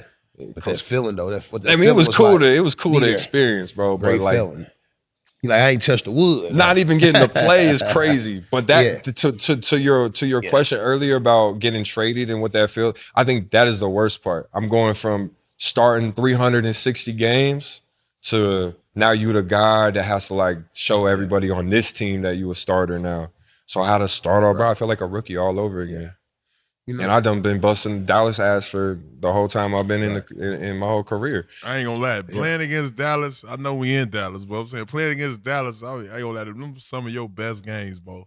Same. I just love busting Dallas ass. I don't know. Hey, something about it. Love busting their ass. It's something about it. I done hit game winners and everything. But no, traditionally though, they never stuck defense. Like it wasn't no like. Since Derek Harper left, like they was never known for D. Harper. You remember D. Harper? Shout out D. Harper. That's what we need. We might need to reach out to D. OG. Harper. Hey, OG. Shout out OG D. Harper. But look, Dallas, I ain't gonna lie, I done seen every time we played Dallas, and I've been around this man. It feel like I'm talking about barbecue chicken. And guess what I saw him do the night before? Turn up. Yeah, nah, come on now. Table for 12. Come on now. Set us up. Hey, man. TA, what you doing? Get your ass out the room. Hey, 30 and 10, 25 and 15. I'm talking, he just used to do it. Ty was there. Ty used to get them tickets. hey, I'm just saying, but you said you had them some of your best games against Dallas. Yeah. Dallas for sure. Yeah, some of my highest scoring games against Dallas. Yeah. All through, like, rookie year all the way to, like, last until I started playing with them, honestly. Yeah. You know, I want to know, what's something that you know now that you would take more seriously now in the NBA if you were playing then, back then? I think being a politician, when we talk about the business of basketball, I was a hooper. I wasn't a businessman. And I think that's like the most thing that I regret is not like staying at them little parties that they talking to them, talking to the row people. Yeah, talking to the people. I ain't gonna lie, I agree. Yeah. I agree. Because now we kind of in a position where I need those people. Yeah. I need those relationships. Like, shit, even like I was happy as hell when he called me and asked to come on here. Cause like even like keeping in touch with like people like you that took me under your wing and like, I ain't talked to you since Magbo. You know, maybe fucking 4 years. Realistically. For real. So, you know, Raymond Brothers, I think was maybe the last time I even like really had a conversation about you or even you in it. So I don't know, bro. And there's like, you know, Matt Barnes is another guy that took me in like that. So, shout out Matt B. You know, there's people along the way that like I spent a lot of time with, you know, smoking in hotel rooms, fucking just going out to eat, like being around, and you know, you share that time with them. But those are the things that you miss too, and those cultivating those relationships to set yourself up and your family up after it's gone. Cause I mean, I took that for I'm prime 32, should still be playing in there, Right. and you know my house is foreclosed on. I'm like living month to month, and so that shit. We ain't gonna talk about all that. No, that's cool. No. I got some more questions. I like that. Big Sting, I just want to know, like, when it was the league, we all get to a point, I ain't gonna lie, like, I got to a point where I thought I would forever be a Grizzly. I thought I was gonna, like, do the Dirk Nowitzki, Shit, like, I thought I was gonna do the Kobe. I too. thought, like, who all played for the one team and it's just like they rolled it out. All them guys. At least, Bo, you did too, right? We felt like that. And I just want to know, like, boom. Because I called Bo. I remember this. Bo, I don't know if you remember this. I'm like, bro, what you doing? You like, bro, I just got a 2-year. Where you going? I'm like, damn. So what you mean? I'm like, damn. So you ain't coming back for real. Like, yeah, fuck that. Don't worry about nothing what they talking about on the negotiation side, bro. Find you a team. I'm on the phone. I'm like, what the fuck? Bruh. We got the same age. You know what I'm ready to do to Raymond Brothers? Put his ass in a headlock. Boy, you ain't packaged me. Is that when you came to the Kings? That's when you came to the Kings? Guess who the coach? Willie, guess who the coach? Too. Guess who the coach? Yeager. Oh, yeah, that's where he came. No. When Lionel got fired, they asked Tony Allen, hey, man, what you think about Yeager? He the biggest of the biggest of our movement. He the one did it. He the defensive guy. I spoke highly of that motherfucker. Hey, that would have been crazy if you came with us. We got to Sacramento. He got a 2-year. I looked at the phone. I said, I couldn't hate on my man. I could not hate on my player, not a hater. But I looked, I said, damn. Folks in motherfucking Sac. I got to do some rambling and scrambling now. So I know this time what you going through while I'm bringing this up. I'm going to bring it back full circle. No, you good. I'm making Yeager come on here too by saying the story. Man, I look up, man. Zebo 2-year, 12. Yeah, baby, I'm still in it. Yeah, nah, he was crazy too. I'm still in it. Hey, I'm still in it. Man, I look up. I say, boom, guess what happened though? You know, God take care of soldiers now. That's why we gonna get to what we get to, and I'm gonna tell you what I want to tell you. Man, they say, Raymond called me, say, yeah, look, man, I got 1 year. I say, get it to me. And where that? In New Orleans with your man, Boogie yeah, nice, and the nigga who dunked on your ass, Anthony Davis. Yeah. I was down there with them, bro. I swear to God. I say, damn, this is a time where I gotta really realize, like, damn, the league shit is coming to an end. Right. And that's when it hit me. You feel what I'm saying? And guess when I knew it hit him? He had to come off the bench and get 38 points on Boogie. Yeah. He talking, T.A., you don't see me? In New Orleans. Yeah, T.A., you don't see what's going on? It's like practice. What up, T.A.? Bro, shut up. I'm Team Boogie. Get your ass out there. We don't hear that shit. All that bully get bullied. Well, I went Team Boogie. He the one called me. So it come full circle while you on the platform. And I know I said a lot, but just tell me what it was like when you had to realize, say, hey, man, I got to go to another organization to show this platform that I'm supposed to be here. Yeah. G League and they go overseas. Yeah. Talk about that experience, brother. So, I mean, the G League was cool, man. It was supposed to be just like I had hurt my foot. So when I was messing with the Rockets, I had went and played like a week, trained with like a week with them. And one of the last days I had hurt my foot. So then they was like, nah, we obviously we like you, blah, blah, blah. Well, instead of bringing you to here to training camp, we're going to send you to the G League. You do your thing down there and we're going to bring you up. But then you know how it is. They put me down in there and they ain't bring me back up till like literally last game of the season. And they finally brought me up, which was cool. Put some extra cheese in my pocket, but it wasn't, I don't know. I was getting told like multi-year deal from working my way back in, because I mean, at that time, I think I had just like came back from rehab. I was there for like 65 days, and then that was like my first. I was either gonna go Australia or then RGV called, and I heard RGV is just a really good spot. You know, win a lot for of overseas player. Yeah. No, I mean just for league for league guys. That's what I'm saying. The connection to get to the to get back into the league. You know, they're gonna play for a lot of championships. Got a lot of like. The city down there is dope. I mean, it's a good vibe as far as the other G League spots go. We had a pretty damn good one. It felt more like the league at home than it did like when we traveled.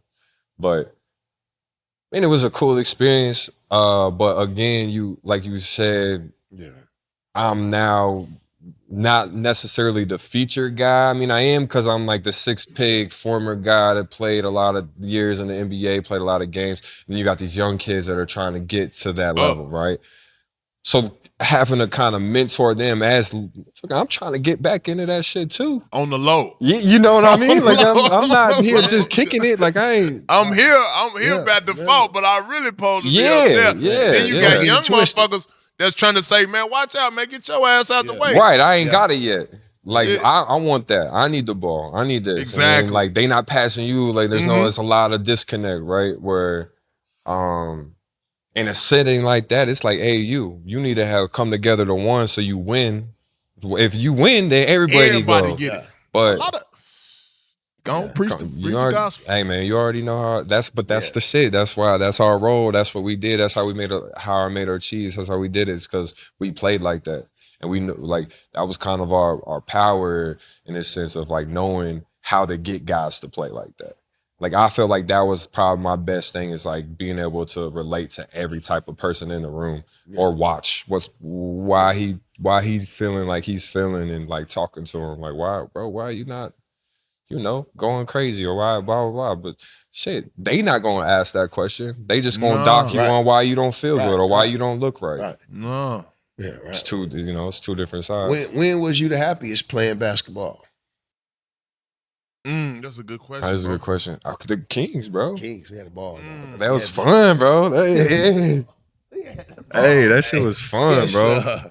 That shit was OG Mac Bo gonna put on a good time. Out the mud. Yeah, man. It was like, well, we had Ace G, Frank. Shout out to my boy Ace G, man. My boy Frank, man. Mason, man. Man, good guys. We were just so young and like everybody like it was hungry, man. Yeah. So it was still, I don't know, bro. I still had belief. I was one of the best guys in that position. So I was going crazy. Like I said with Larry Lewis, I was going crazy, bro. I was really Coach Lewis had y'all working out. He had y'all on top of y'all shit, working on that shit too, handling all that shoot. Nah, he made my confidence go, way farther than what it would have been without him. So Yeah. At that time, yeah, I still believe I'm a 100 million player. I'm a 100 million player. And then once I didn't get the extension, it was like, damn, now my market tanked. Because now you really set, by taking that deal with the Warriors, which, you know, talking about the business side, you shouldn't take the Warriors deal, even though it's a better situation, because now your market is a minimum. Instead of taking the 9, or at least now the market, you can get 9 mil anywhere.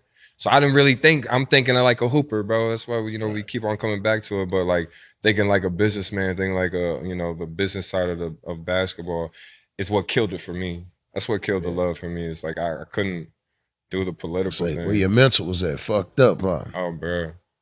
Or you disassociate from it. And then it's like now you like blatantly look like you don't love the game because you just that side of it. So just, Hey,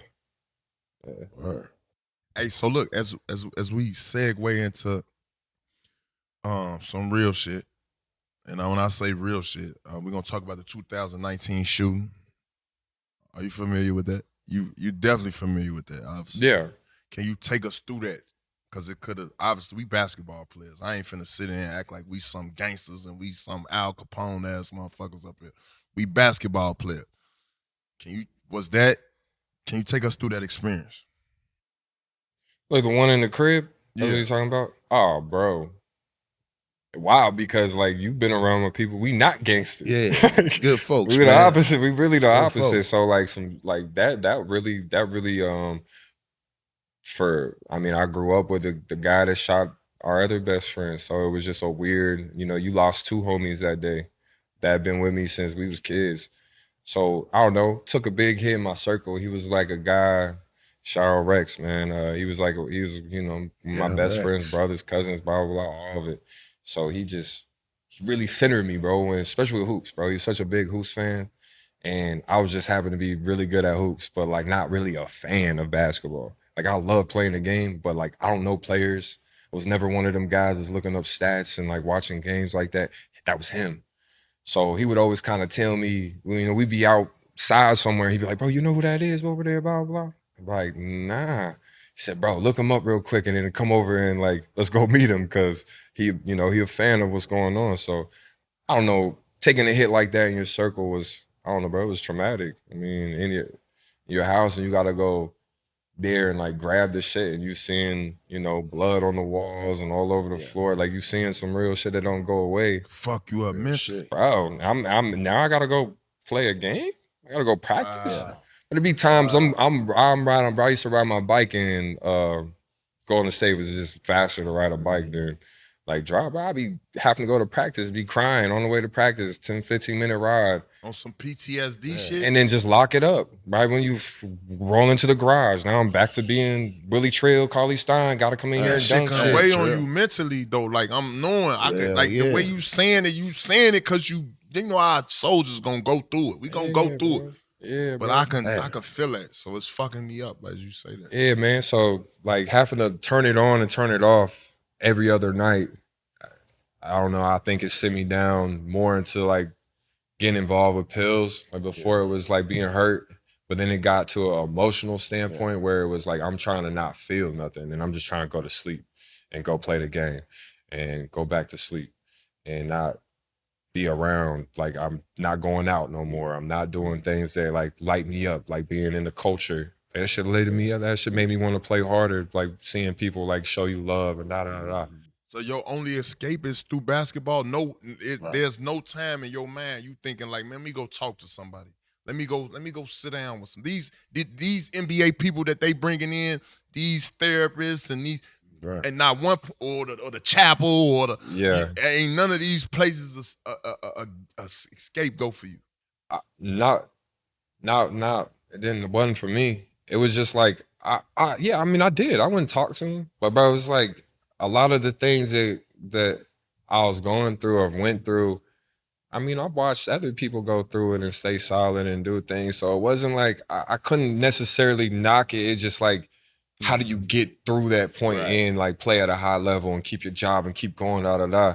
Like I fell into a trap. You know what I mean? Like I fell into the other side of being a very high talented guy that couldn't cultivate it quick enough. I wish I would have went in quicker, faster. Honestly, I wish I went to I wish I went to rehab 3 years before I went to rehab. Yeah. Oh, so you went to rehab for the shit? That's what I'm asking. So you actually went to rehab? Nah, yeah. But what was that experience like? I mean, it was amazing, bro. It was amazing. It was the first time I could like not worry about anything besides just myself and getting better. I didn't have to worry about going to like I said, turn it on tonight to go play a game in front of 24,000 people that think you are all right. Like I got to just go in there and be Willie Cauley and not Willie Trill, the basketball player. Like I just got to be just like everybody else. Like when I first went in there, they was trying to give me like, I'll smoke cigarettes, bro. Yeah. And I'll be in there, you know, trying to get a cigarette break. And they like, do you want to be by yourself, blah, blah? I'm like, nah, like I want to be around. I want to hear their stories because what I turned out, where this little smoke pit is where I was hearing the shit. It wasn't in the rooms with the therapists and shit. Nah, it was when we was out here vulnerable by ourselves with nobody to like kind of put judgment on us. Like we were all in the same spot. And I'm hearing this like this dude's story, her story, his story. And then you helping each other every day because it's the same battle that you facing. Yeah.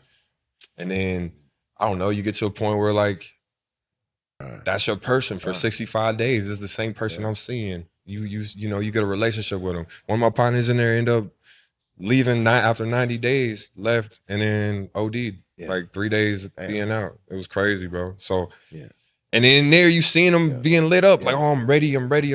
And then like the last couple of days, you just see it kind of wandering around, like he not really trying to leave the situation. Cause it is you do get comfortable in there. Cause there's no responsibility besides like staying sober and like getting better. So I don't know. It made me better. It made me a better person. That's where I found golf. Right. Golf. Yes. Meanwhile, how many people you think as athletes today are suffering from that same, not necessarily rehab that they need, but basically that counseling or just to go say, hey man, maybe my way of doing shit or maybe me just getting this off of my chest. Or that cycle and going through the rehabilitation. How many athletes you think avoid that? What percent of athletes you think avoid that? I mean, probably like 60, 70%. Maybe more than that. And it depends how like if they're forced to do that. You know, there's some people that's like in a situation where like it's kind of like comes along with it. Like you're kind of in a position that you got to do it. And then there's some where like, I couldn't say that if I had got a crazy contract and then I was in a situation like I was in Dallas where I'm either going to fail a drug test, OD, or, you know, like lose your job type shit. I feel like if I had already had money, I wouldn't have went to rehab. Because it was like I only went to rehab to try to integrate myself back into the league. Tell me this is what you said I needed to do. So you only went to the rehab and you actually found knowledge leaving that motherfucker. That's when it hit me, dog. Is I was supposed to go in there because I met some people that could not attain my mentality that I have today without going through what they were. Right. So when I realized that shit at the time, like so it was the last time my grandmother, she had cancer. Throughout that whole summer, going into that, me going in, she ended up passing away December 7th. I went in December 9th. So I had like my last conversation with her over the phone. And I never told her. She didn't know what she didn't know what I was going through. She didn't know I was going through this shit, but she was just like, yo, the word she said to me was play hard, bud. Bro, I started bawling because I'm like, yo, I can't even tell her that I might not never play ball again. You know, at this point, I know how this league shit works. I'm putting myself I didn't even get caught. I didn't get in trouble. I said, I'm putting myself in there to get better. And so at that moment when, you know, that was the last time I like had a conversation with her, I don't know, bro. It was like the lightest I ever felt. I felt real light. It was like, damn, I think I'm supposed to go in there. Yeah. Like, I feel like it was like a burden off my shoulders. Like I feel like I'm supposed to go in there. I'm gonna meet some people. I'm supposed to help some people. Yeah. And so I went in there with that kind of mentality, bro, and I left there 65 days later, like whole different. I got to work out in there. Like I wasn't, you know, just like stuck in this rehabilitation. Like, nah, bro, like real, I got to work out. Real like they was shit. letting me leave every day to go work out with Tyler Ralph. Yeah. So then I was getting like, you know, workouts with the Bucks. I was getting I had another workout with, I had a couple workouts with the Bucks. I actually went to Milwaukee. One of them, first they came, watched me at Tyler's, and then they brought me back. And bro, I'm killing, dog. I'm killing, bro. And then I get sent to the RGV or maybe Philly. I went to Philly after, and Doc Rivers chose DeAndre Jordan instead of bringing me back up.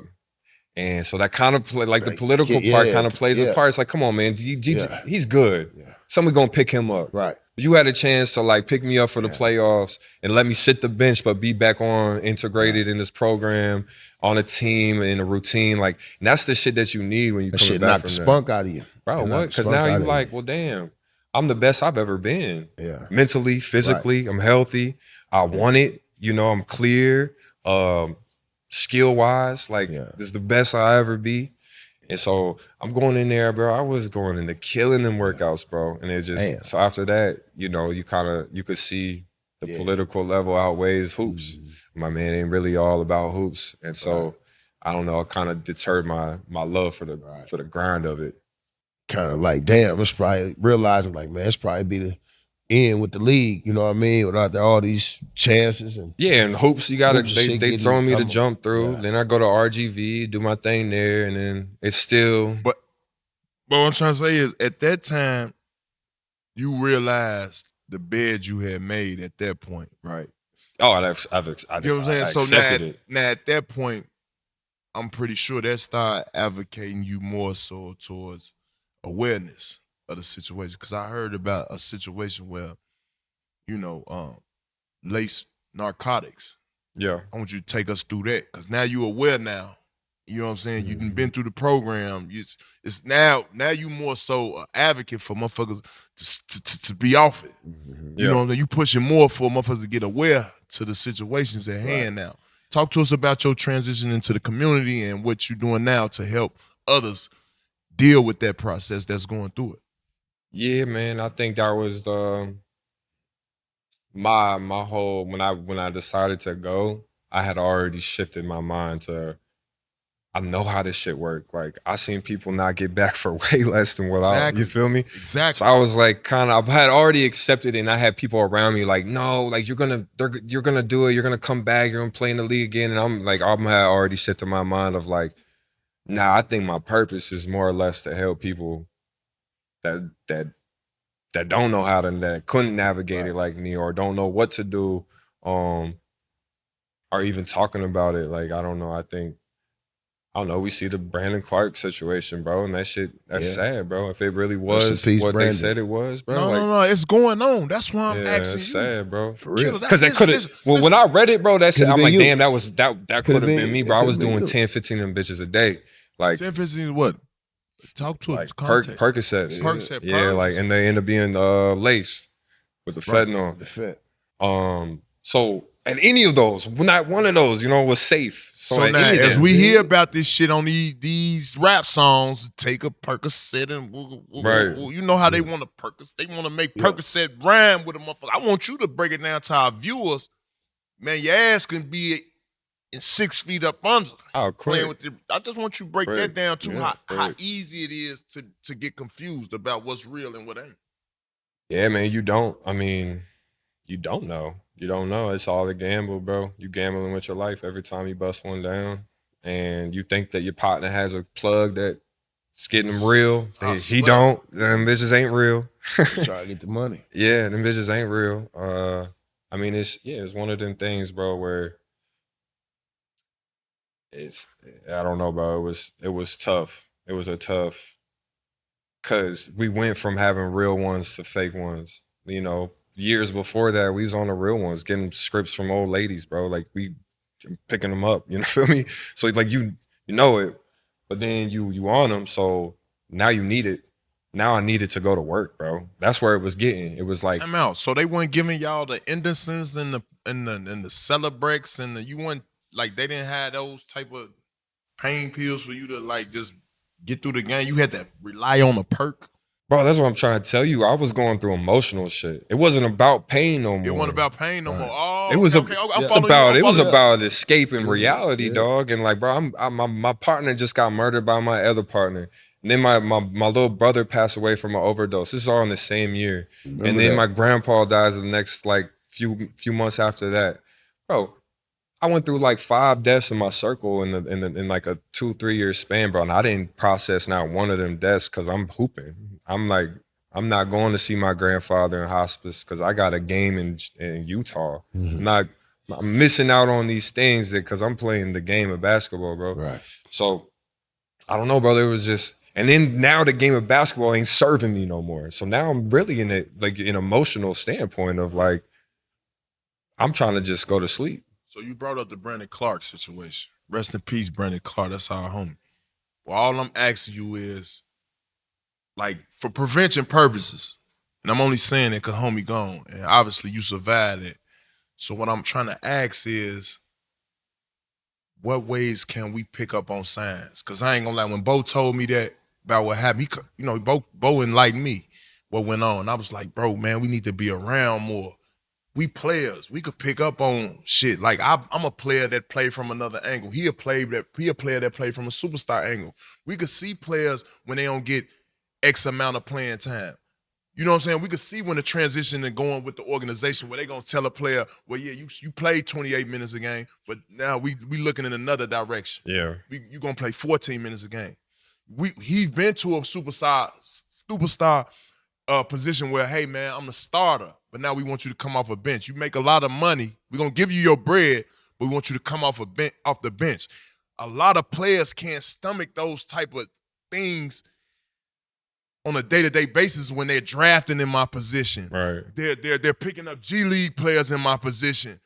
I'm hurt, I'm injured. You know what I'm saying? We don't know what played a part in that while I'm speaking on that, but I'm just saying a lot of players, like you be an example, use these coping mechanisms to get through basketball. Right.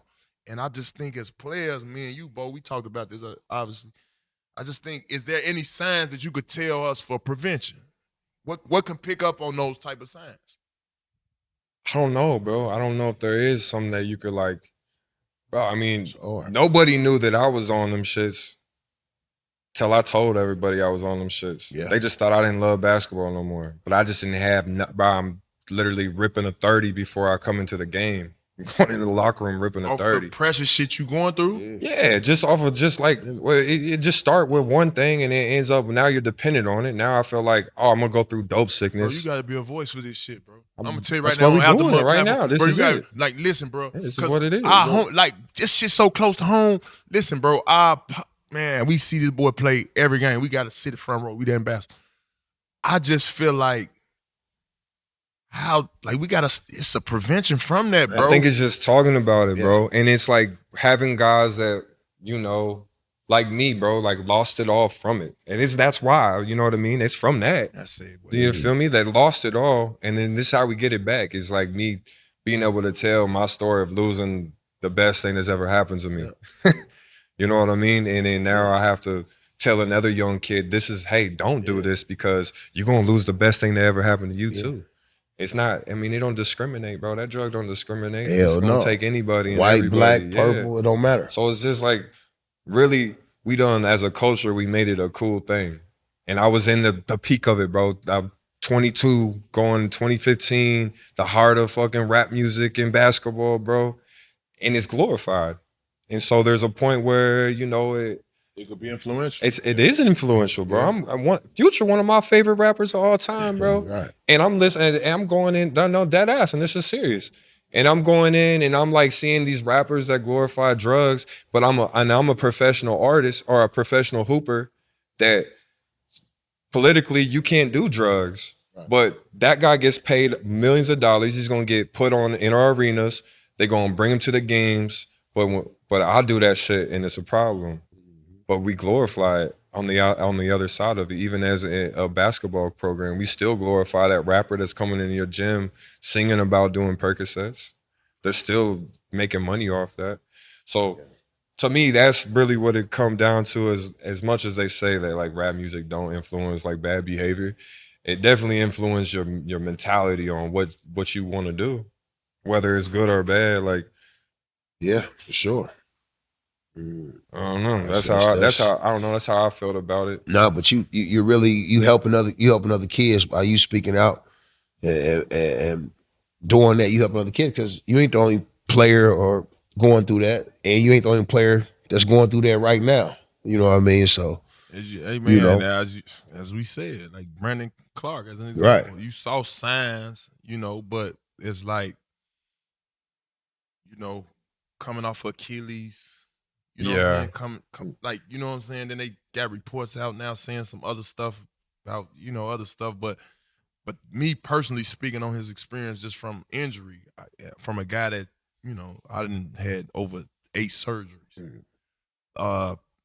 And each year I know what it's like for playoff time, guys get waived. Then they come to, you get a chance to pick up waivers. And before you know it, we got Stephon Marbury at my position. Before you know it, we do it again. We got Michael Finley. We got Marquise Daniels. Shout out, that's my partner. But it's like, damn, these folks only looking at these people because I'm hurt. Like, I still jump 40 inches. I still, I get in the pass and I windmill that motherfucker on the break.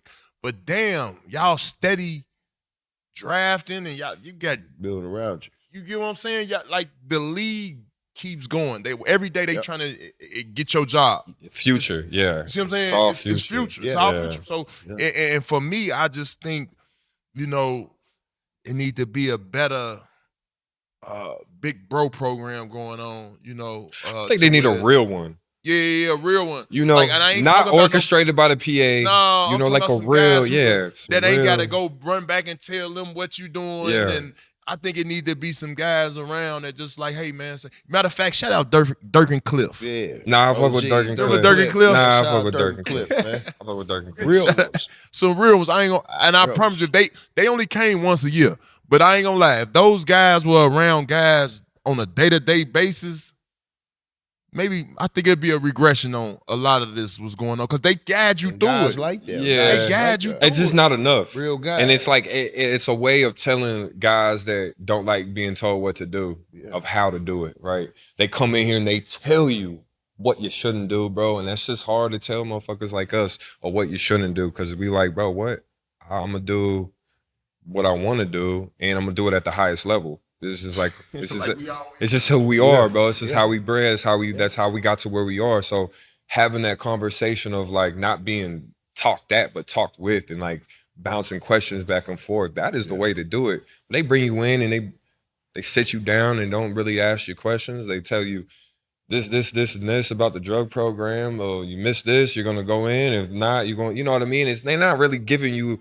They're not bringing in a motherfucker like me to a team and telling them about not like a big group of rookies. I'm talking about going to team and having people like me, us, telling them about like drug abuse and alcoholism and how it leads to this, talking about it instead of getting to play basketball. No, I think you'll do good like working with the NBPA because you got a story. Like even with us, the same way. Like players the young guys need to see that, you know what I mean? And see, oh, this is one of our peers that, got through it and went through what we going through. And you gonna pick up on the signs. You gonna pick up on the signs. Yeah, I mean, if like that, I guess that is the thing. Like if you were in the room, you could see that. Yeah. If you was in the room, if you was chilling with them, like you gonna know the guys that are like you. Yeah. You're like, yo, you a little like me. What you want? Like, what's bro? up with you now, player? Yeah, what you want? Hey, no, I ain't gonna lie. Hey, I don't know if y'all been in the NBPA. Y'all know Rich Rinaldi. Rich Rinaldi, he worked for the NBPA. Short Rich. White guy, Rich Rinaldi. He worked for the NBPA. Anyway, y'all probably don't know him, but he used to be that type of guy. Like, he used to always look at me and be like, what's up, TA? What you got? Man, what you doing, man? And 9 times out of 10, I'll probably on some bullshit. You know what I'm saying? So you get those type of guys in the league. It's just they not fit for the jobs around the right people. And I think we got a shortage of that. And I think with that being a big issue in today's media with one of our following brothers, one of the 5,000 brothers that played in this, league of ours, our fraternity.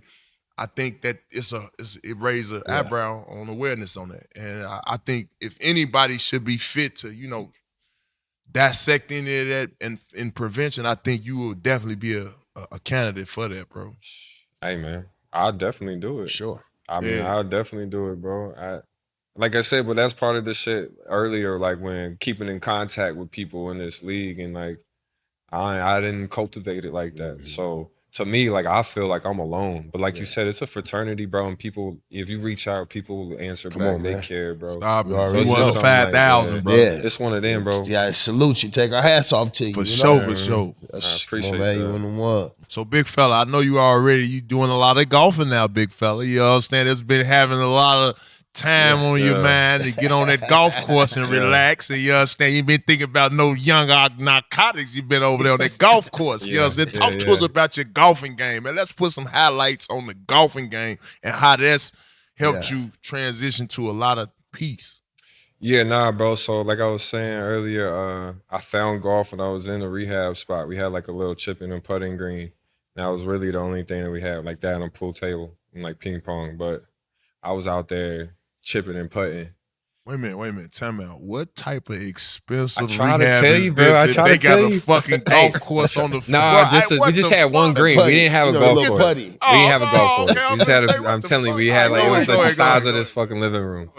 But it was nice though. Don't get me wrong. That bitch was nice. So it was still nice. It was cool, bro. I'm telling you, I was not tripping about being in there. Anyways, I just like found the camaraderie because it was other guys that played golf that's out there doing the same shit. And I just had golf clubs and I'm like, well, I'm gonna bring them because I know we have it out here. I'm there for 60 days. Like I'm gonna get bored.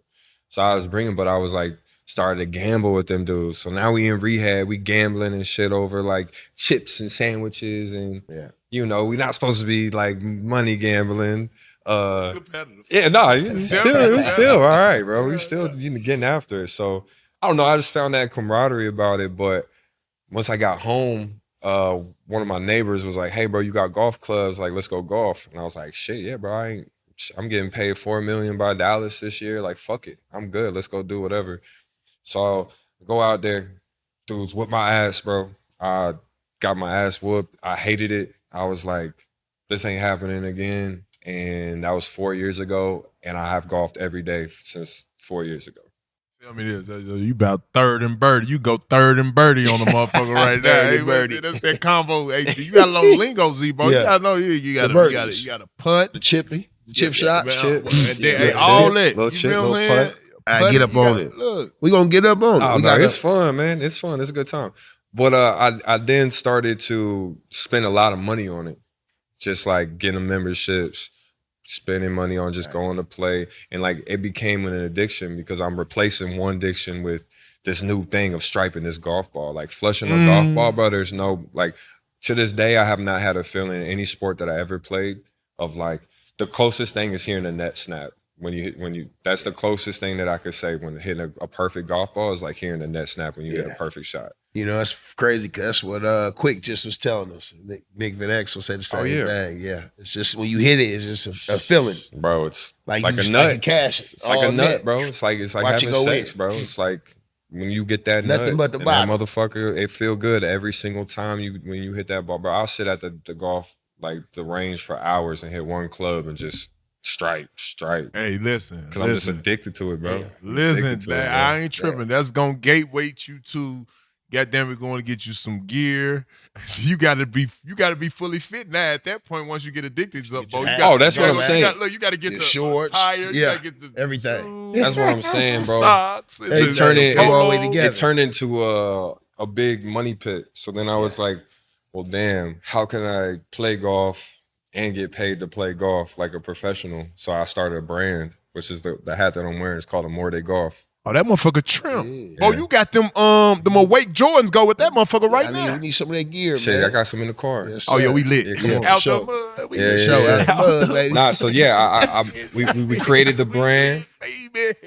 And just been golfing, pushing love, bro. It's called Amore de Golf, love of golf. And so my whole brand is just pushing love, man. Just showing love everywhere to everybody. and selling hats.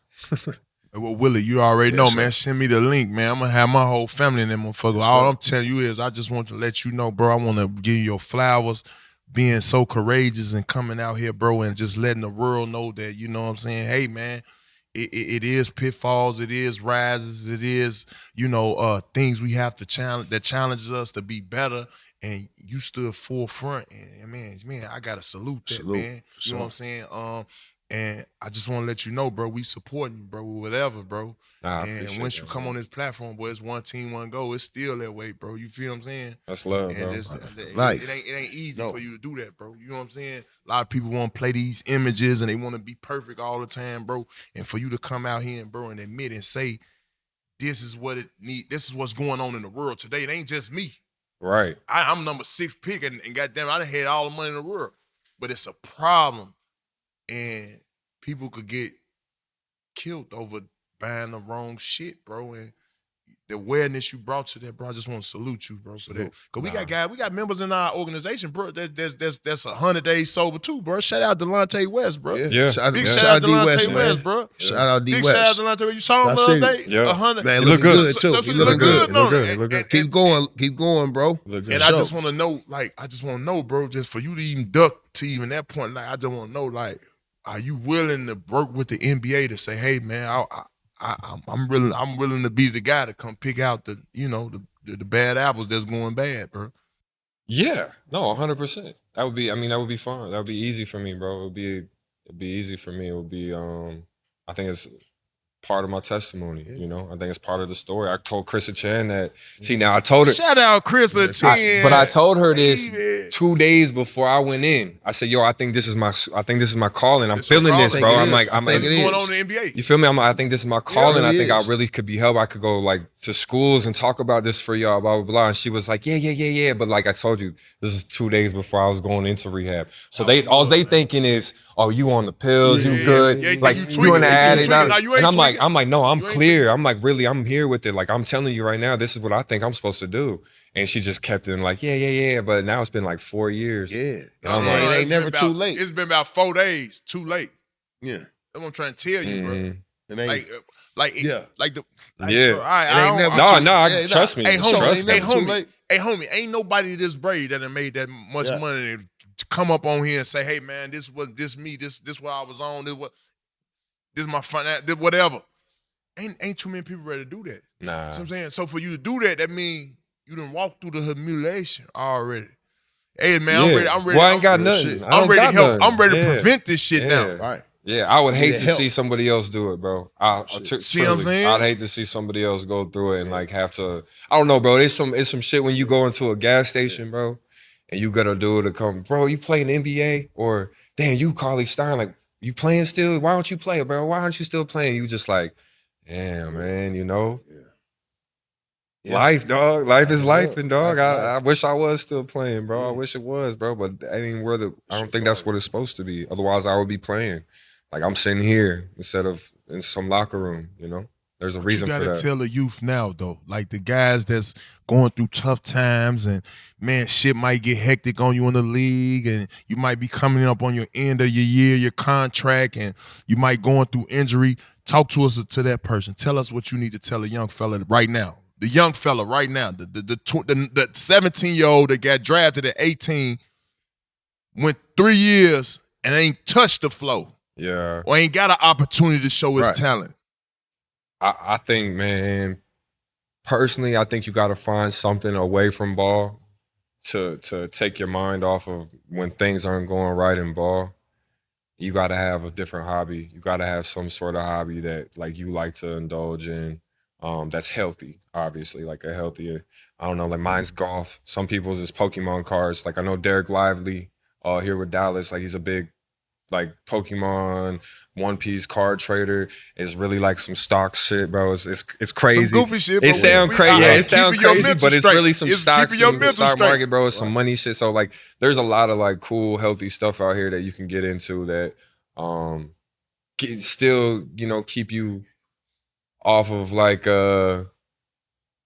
you know, off of what's going on in your respective field of like your business. Like I don't know, I never thought I was like one of them guys that could be strictly 100% basketball. Even when I was a kid, like I'm playing every sport. So that's today's generation, bro. Look, it's funny you say that, cause my son, basketball ain't his only thing. It can't be. Like he just busted 16 for me the other day. I'm like, you rapping? I got no head ass, bro. Are you rap now, nigga? We finna bow wow out of nigga. What we doing? Talking about thinking about the league for? Yeah, you know what I'm ready to switch occupations. You feel me? I think you need that. It's funny you say that. I think you need that, bro, because like I was an artist. Yeah. Still am an artist. You feel me? Like still am an artist. Like, but I just shifted the art, you know, instead of paint, I'm doing golf. Instead of basketball, like I thought I just broke those, everything that I was doing, it was all art to me. Like, you know, like we talk about the geometry shit, the angles, like, bro, that's all the painting. That's all what we do on a basketball floor is a art in motion. So to me, like the golf is the new art for me, bro. I done went down every spectrum of painting to drawing to sculpting to archery, bro. Like I've done a lot of like arty little stuff, bro. And I think it helps you when you get to a point like I'm at, or when the ball stops bouncing, and hopefully it starts bouncing on your terms. You know, fortunately mine wasn't on my terms, but I had all this other shit that I was doing on the side that, you know, if I put 100% into it, I probably can make money off of it. And that's how I had to start thinking, was like, you need some stuff to fall back on. That's why they say the school stuff. You know, school's important to have that to fall back on, or whatever you studying. To me, mine was art. And some people's is business. Right. Some people's is stocks. And when they say school, and hold on. So the biggest point is when they say school, it's all about being educated, right? Yeah. It's education. So it's all the education. So when it's time to go in whatever field you going to, and they talking about percentages and things of that nature, you well equipped on how they speaking to you. Mm-hmm. You see what I'm saying? So that way you know where to put your eggs into. You see what I'm saying? Because see, I always been Mr. Fantastic. I ain't never put all my eggs in one basket. So an old head told me that line a long time ago. You see what I'm saying?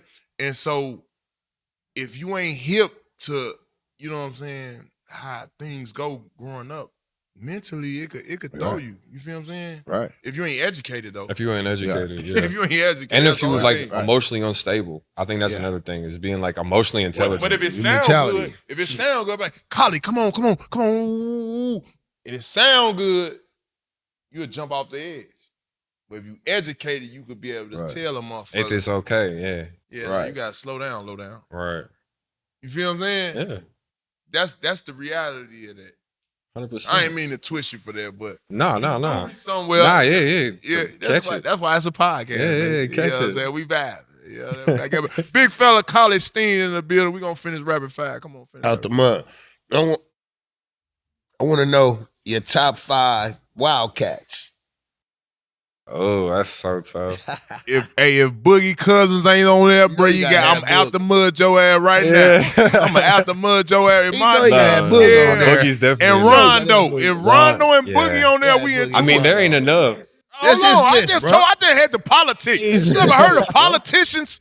Politicians speak first. That's his list, bro. All right, my bad, bro. That is tough though, bro. My bad, bro. It's a lot of them, bro. I wasn't even thinking about. It's over 50 pros. Yeah, bro, that's tough. I mean, I would say John A Wall. lot of history, don't it? John Wall, obviously Rondo, Boogie, AD. Ooh. Bro, I mean, what is that? 3? That's 4? 3. And that's not even Hold on. No. Kentucky got good history. That ain't even no legend. You feel me? Like, we even got your boy Rondo, Twan, Wall, Boogie, AD. And then you left with one motherfucker. Yeah, Book, Cat. And those aren't even like the OGs. Like, I don't really know the OGs like that. I mean, I know Kenny Skywalker. I know Twan Walker. Hold on, my nigga. Hold on. Shat-Town got represented. Twan Walker ain't on that motherfucker. Cyber. No, see, that's what I'm saying. There's not enough. Like, Antoine Walker. Like, come on, bro. There's just not enough. Hold on. Tony Delk ain't on that motherfucker. See what I mean, bro? But that's your era. That ain't my era. I'm just saying, it's like. Shout out to my boy James Blackman, Marion, Indiana. Nah, not even, bro. You know. Hold on, Bo JB. just said, I'm Bo not just really, said a motherfucker. I don't know. Hold on. Yeah, Is he OG. He got a lot of Kentucky. What's his history. name again? James Blackman. Shout James out Blackman. JB. He from area. Yeah, M-Town. 765. You know what's going on. Small town represent. Yes, sir. Yes, Hey, that's sir. big time though. Yeah. Yeah. Go to Kentucky. But who your fifth one though? I need to know. You got one more. Oh man. I'll say like Rex Chapman. Ooh, that's tough. Like for Kentucky, I think Rex Chapman, Kenny Skywalker, one of them two. That's tough. Rex, I like Rex. Kenny used to show me a lot of love too when I would be coming through there. I like that, bro.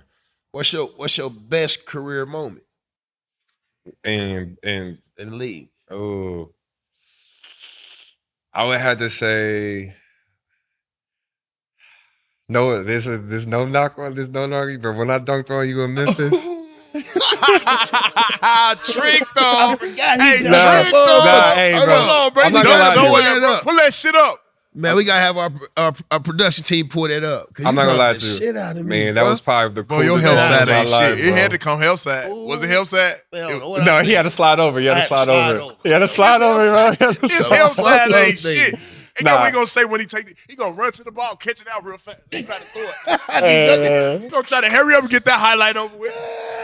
That motherfucker ain't going nowhere. Nah, so, Hey, bro, he ducked the shit out that of was me. definitely probably one of the most like the coolest moments for me because obviously, bro, I respect you. Like, we in the same position, so like, and knowing you're gangster, right? Like knowing your whole lure of the league, like.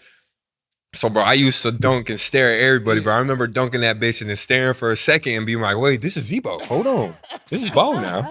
So everybody was like, get back, get back. Yeah, he ducked the shit out of me. And then the next year I'm on his hard. team, bro. And that shit was cool, That's bro. cool, but, man. that Out was the probably mud. one of the coolest moments of my life, bro. We gonna put that on here though. Doing the Definitely. Dirk fade on They Dirk is always- another one. Hey, look, bro, they always said you were the boogeyman, man. Man, he But he dunked the shit got out he me. got a good soul around. Nah, him, bro, like, that's once what. you get around Bro, him, once you on the same team, even that, bro. Even when I was going again, he'd always be, "What's up, little bro?" Blah blah. Like I ain't even had a conversation with this dude before, but we on free throw line before you met him. But it'd be like, bro, he just show love, bro. He wanted to do is a real recognize real, bro. I go to the free throw line, not say a word, bro, but he be sitting there talking to me and shit, talking real shit. I'd be like, damn, is Zebo all right? I'd be going back to the bench to the homies like, bro, Zebo cool, man. He was doing all that time. talk I'm part of the no fraternizing team. Yeah. Nah, see, I he don't got shit to now. say to you Right a little here. bit, but not a lot. To the Just real, to the real ones. To the real though. ones. To Yeah, the I'm real. say to the real ones. To the real. You know. Out the Yeah, mud, bro. Nah, that shit was cool. That shit was cool. Well, man, y'all had it, man. We in Dallas with a big fella, Cauley-Stein, man. Hey, man, don't look down, look around, man. Out the mud, be in your town soon, man. We gonna wrap it up. tough. Much love, man. Appreciate it, bro. Yeah, man, Appreciate love, you, bro. I man. appreciate y'all, man. Appreciate it. Out the mud, baby.